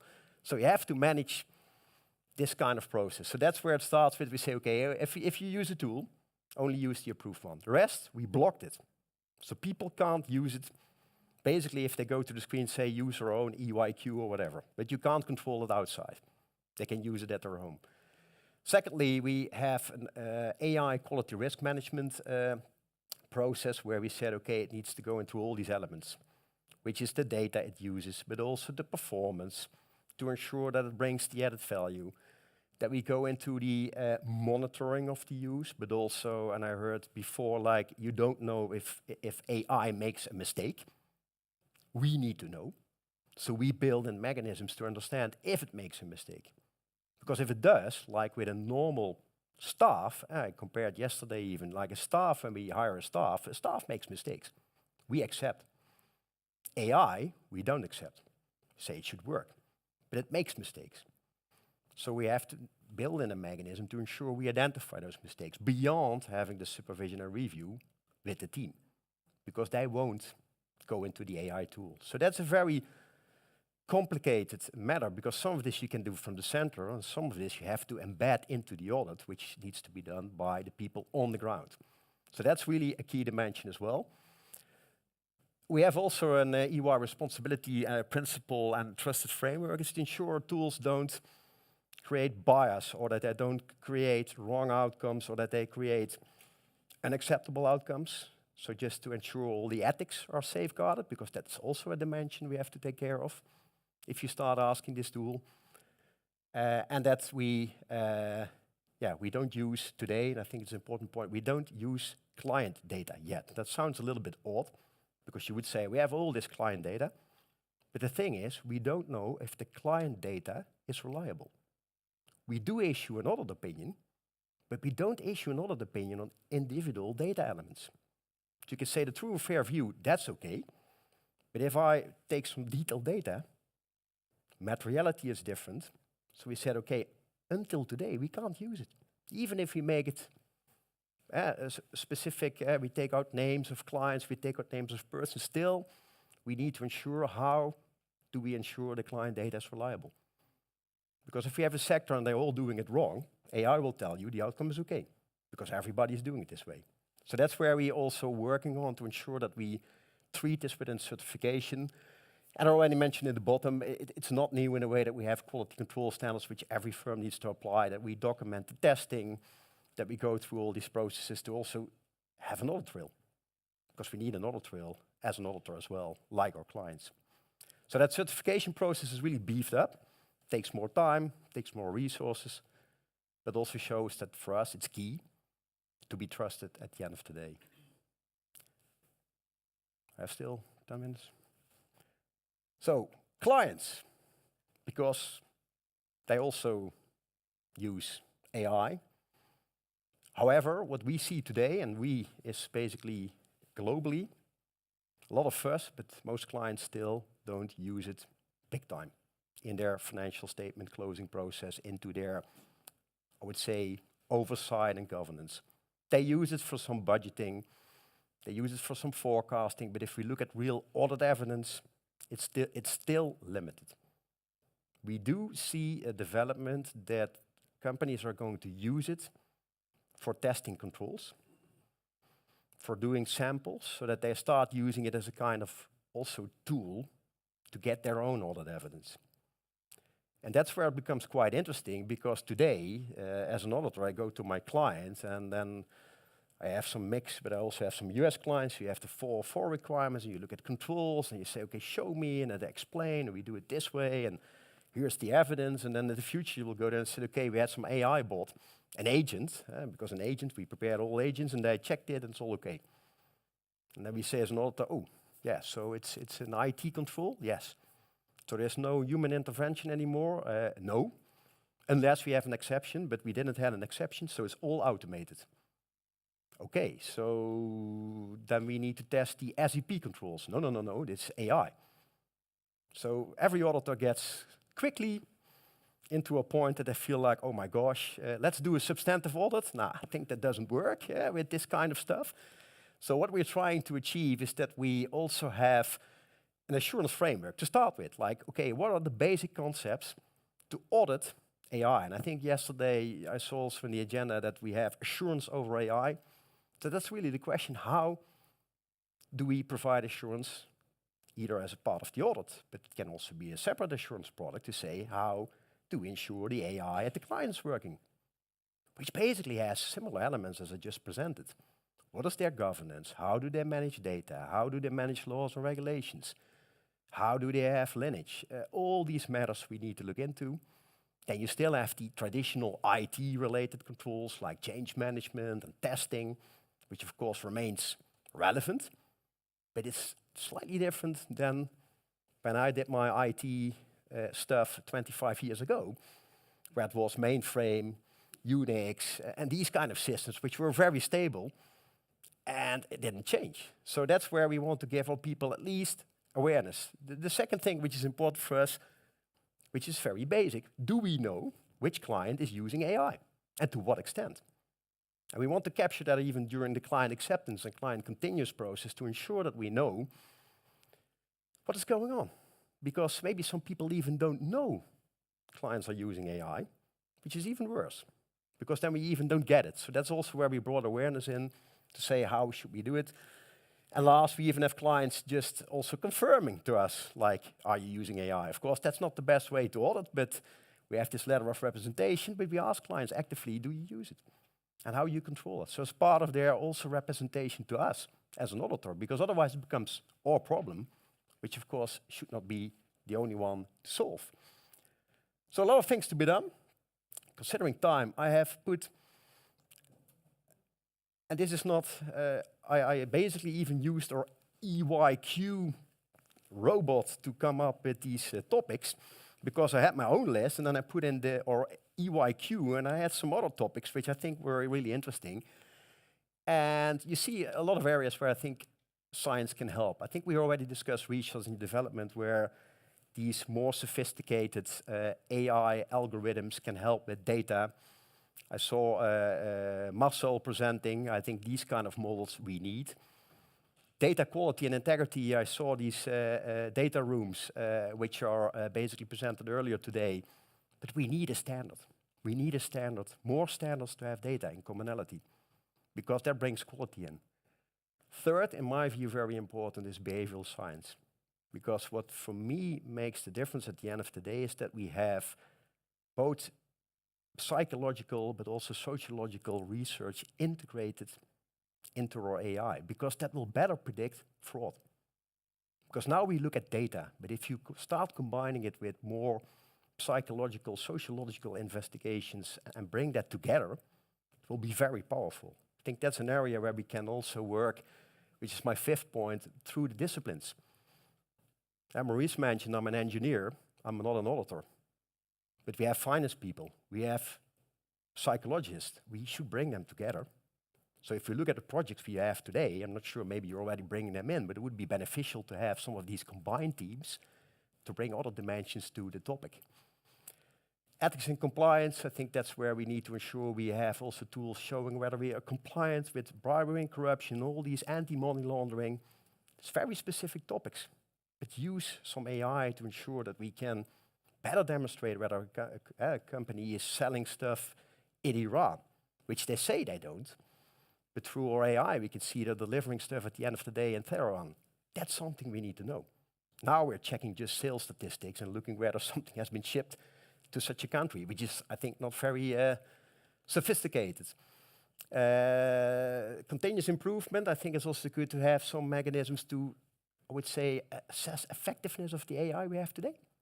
We do use a lot, but we have not a formal mechanism to assess effectiveness. And last but not least is training and education. I think that shows that we need more of this into the, I would say, traditional studies we have to become CPA. If you look at the university, how do we train our people to become familiar with the use of AI? Because we train a lot, and we do see that, of course, this is new, but we also see that a lot of people are really fresh to this. Yes, they use ChatGPT at the university, but that's just the thing we want to be sure that they understand the risk of using it. So I think that's also where science can play an important role to develop more of this, and that we also share our training, because I think it should go two ways to ensure that we also make the education more relevant. And I'll stop here because I see serious face, and I'm just before the break, so I see closing reflection from you, Philip. Open up the floor still, if that's possible. Yes, for sure. But maybe before starting, thanks very much. I want an applause. And how interesting that you refer to 2014-15 helping to incorporate this far and now standing here and bridging the gap between theory and practice. Yeah. That's how it works. Any questions? Yep. There we go. Can you? Yeah. Yes. Hi, so I'm Yingan from Erasmus University. I'm not an auditor. And yesterday and today I was asking myself, so can you outline some specific instances where the use of AI can collide with ethical standards? Because we talk a lot about AI and moral standards, but I don't know what you mean in concrete terms. How can an auditor face a moral challenge while using AI? I think a good example maybe to highlight, if we look at the area of fraud, we typically test journal entries, which is a response you have to do. But you can imagine that you start going beyond and say, okay, I want to plot expected, I mentioned before some behavioral stuff that we say, okay, we have potentially an expectation that black female are more likely to commit a fraud.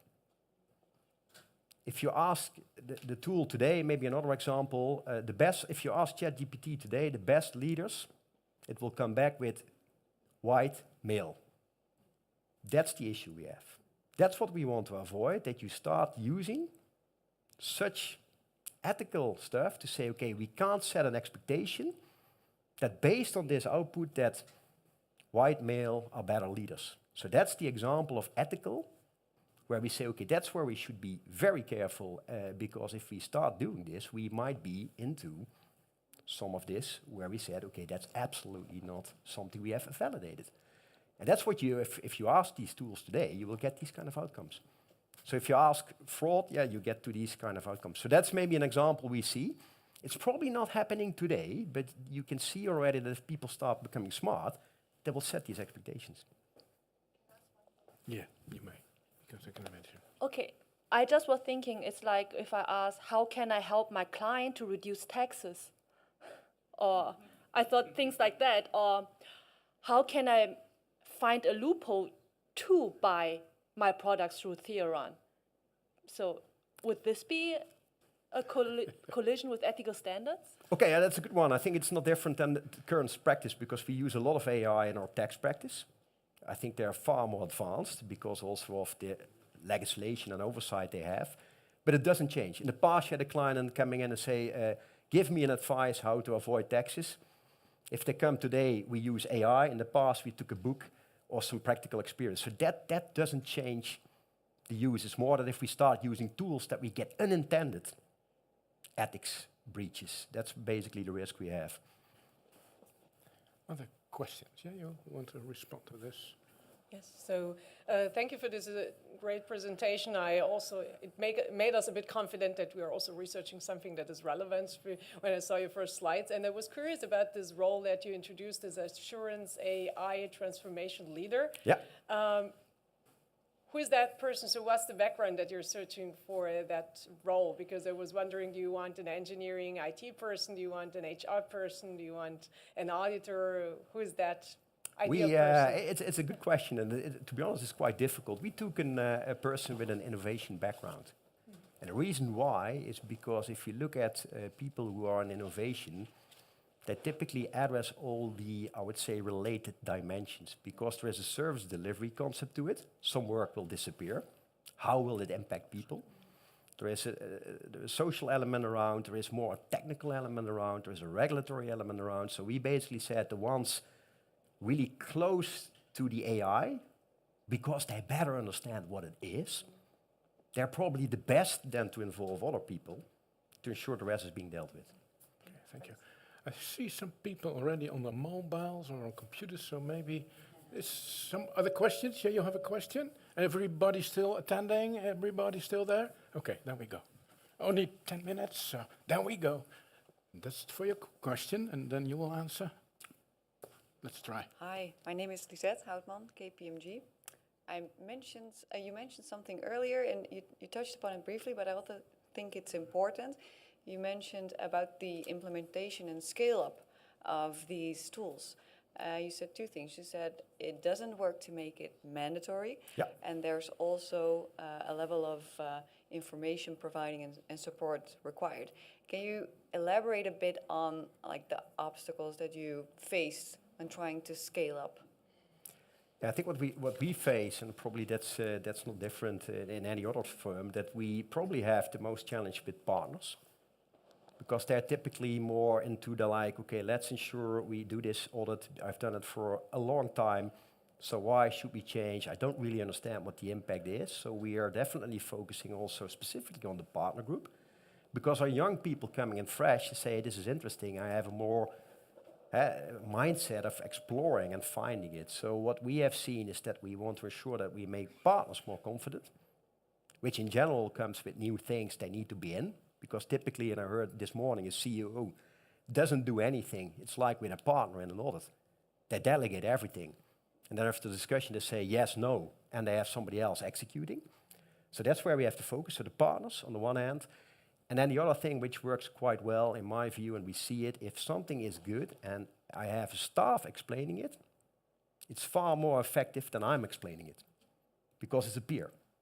So we use this mechanism to also have peers explaining it to their peers, so managers to managers, saying, I've used it, it's great stuff, because that will drive adoption.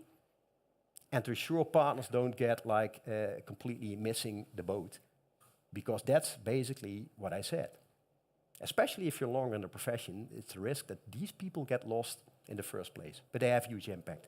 So this is how we try to do it without then indeed mandating, because that doesn't work. Yeah, so we take it from two angles indeed. So in that way, it drives, and I think it works for all kinds of matters which have to be implemented. Thank you. In a lecture room, in the end, most of the time, I have this box and I throw it in the room, and those who catch it has to raise questions, but I don't dare to do it here. That's So fine. I know that Martijn still has a question. Thanks very much. I was triggered by the remark you had that you weren't using client data yet. Yeah. Not so much that you weren't using it, but the reason why you weren't using it, and that is that it might not be of sufficient quality. Yeah. Which made me think that it makes sense, you know, that the nature of the data in order to make an assessment in an audit is different of the nature of the data that needs to be fed to an AI. So the AI is a third party in between, so to speak. My question basically, how do you consider ever getting data to such quality that you can actually, with a lot of confidence, feed it to an AI in order for auditors to make a judgment based on that? Yeah, that's a good question. I think what we're currently doing today is that we, because we're analyzing pockets of data where we say, okay, what has been covered by the audit? What level of materiality did we apply? So if we make it on the wider data set, we can say, okay, with a certain certainty, we can use that data, but we take elements of data. So that can be, for instance, a sales statistic. It can be an outstanding accounts receivable list. So we take it by element at some point to see how we can use it. And that is a long process, because we basically, otherwise we have to audit the elements of the client data, which becomes like a complete audit versus exactly an audit of what standards. So, but that's the challenge we have. To your point, it's a real challenge to ensure how can we get to sufficient comfort that we can use certain client data without doing a full audit. And even there, I think it could be a good opportunity for research. But we are looking into this, like, okay, how are we going to deal with this? And we are risk adverse. And we don't want to have data where we can't prove. Using it, for instance, in the goodwill impairment test, we say these projections, forecast, we have AI validating it as an outlier. The first question is, okay, how do you know that your AI output is reliable? So that's how we try to make it tweak. And at some point, I think we will get there. But that's definitely a challenge. Nout, may I thank you very much for your insights in the EY world and how you implement and develop. And another, please, a big applause for Nout. Thank you. And this is yours once again. Merci. Thanks very much. Thank you. You were a great, just the example of presenting about practice to partly this academic audience and have academics responding to that, because this is the collaboration we are looking for. So thanks very much. And that also starts my closing remarks, because that's according to the program. Let's see, 12. Oh, that's the old one. Yes, I'm still in control, because that was my goal, and I was engaged to control the time. That's it. And now I'm going to summarize everything that has been said today, yesterday, and today. But that's impossible, because I'm not an AI agent yet. I'm also in the some gaps in my thoughts or whatever. So it won't be a kind of chaos. But what I will do, I will start thanking our keynote speaker, Robert, who set the scene and just said and just sketched how the world is changing and what the impacts are on the audit profession and how we, from an academic perspective, can formulate the good research questions. Then we had these great discussions and presentations from some academics who showed us that if we do some elaborate and rigorous research into what are the effects of these new developments in AI and innovation, what will be the effects and what things in practice should be thought of. So it's not that easy, and I still think that if I try to understand what's happening in 10 or 20 years, we will be AI agents, and maybe you're already all AI agents, and I'm the only human being here in this room. I have no idea. Maybe the other way around. Maybe I am this AI agent. No idea. But we're not there yet. So maybe decades, maybe 100 years, I have no idea. But doing this research and understanding this, how this relationship is between human beings, auditors, and all this AI and innovation is very important. And that's why we're here. That's why we have this unique collaboration between science and practice. And I tell you, I was just a host, but I really am very enthusiastic of what happened yesterday and today. And I hope that in future this will continue. And we started 2014. I know there was this political pressure or whatever. And I know, Robert, in the US in the 80s, 90s, this happened as well.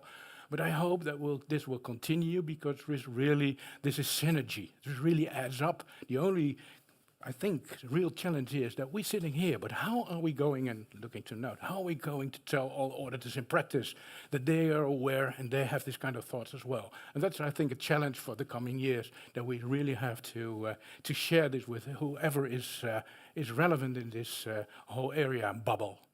So thanks very much. And before closing, because I didn't close yet, I want to thank some people, and I do have here some housekeeping messages I will share with you as well. But before doing that, I would like to thank, let me see, Klous. Klous is sitting, Klous still here? Klous sitting, yes, Klous, thanks very much. Jan is sitting there. And Sergej is, let me see. Hey, Sergej, there you are, yes, I'm sorry. And then Magdalena. Magdalena? Yes, he's sitting here as well. Mustafa, I've seen this there, and Carlo is standing there as well. I really would a big applause, because without them, there wouldn't have been this conference.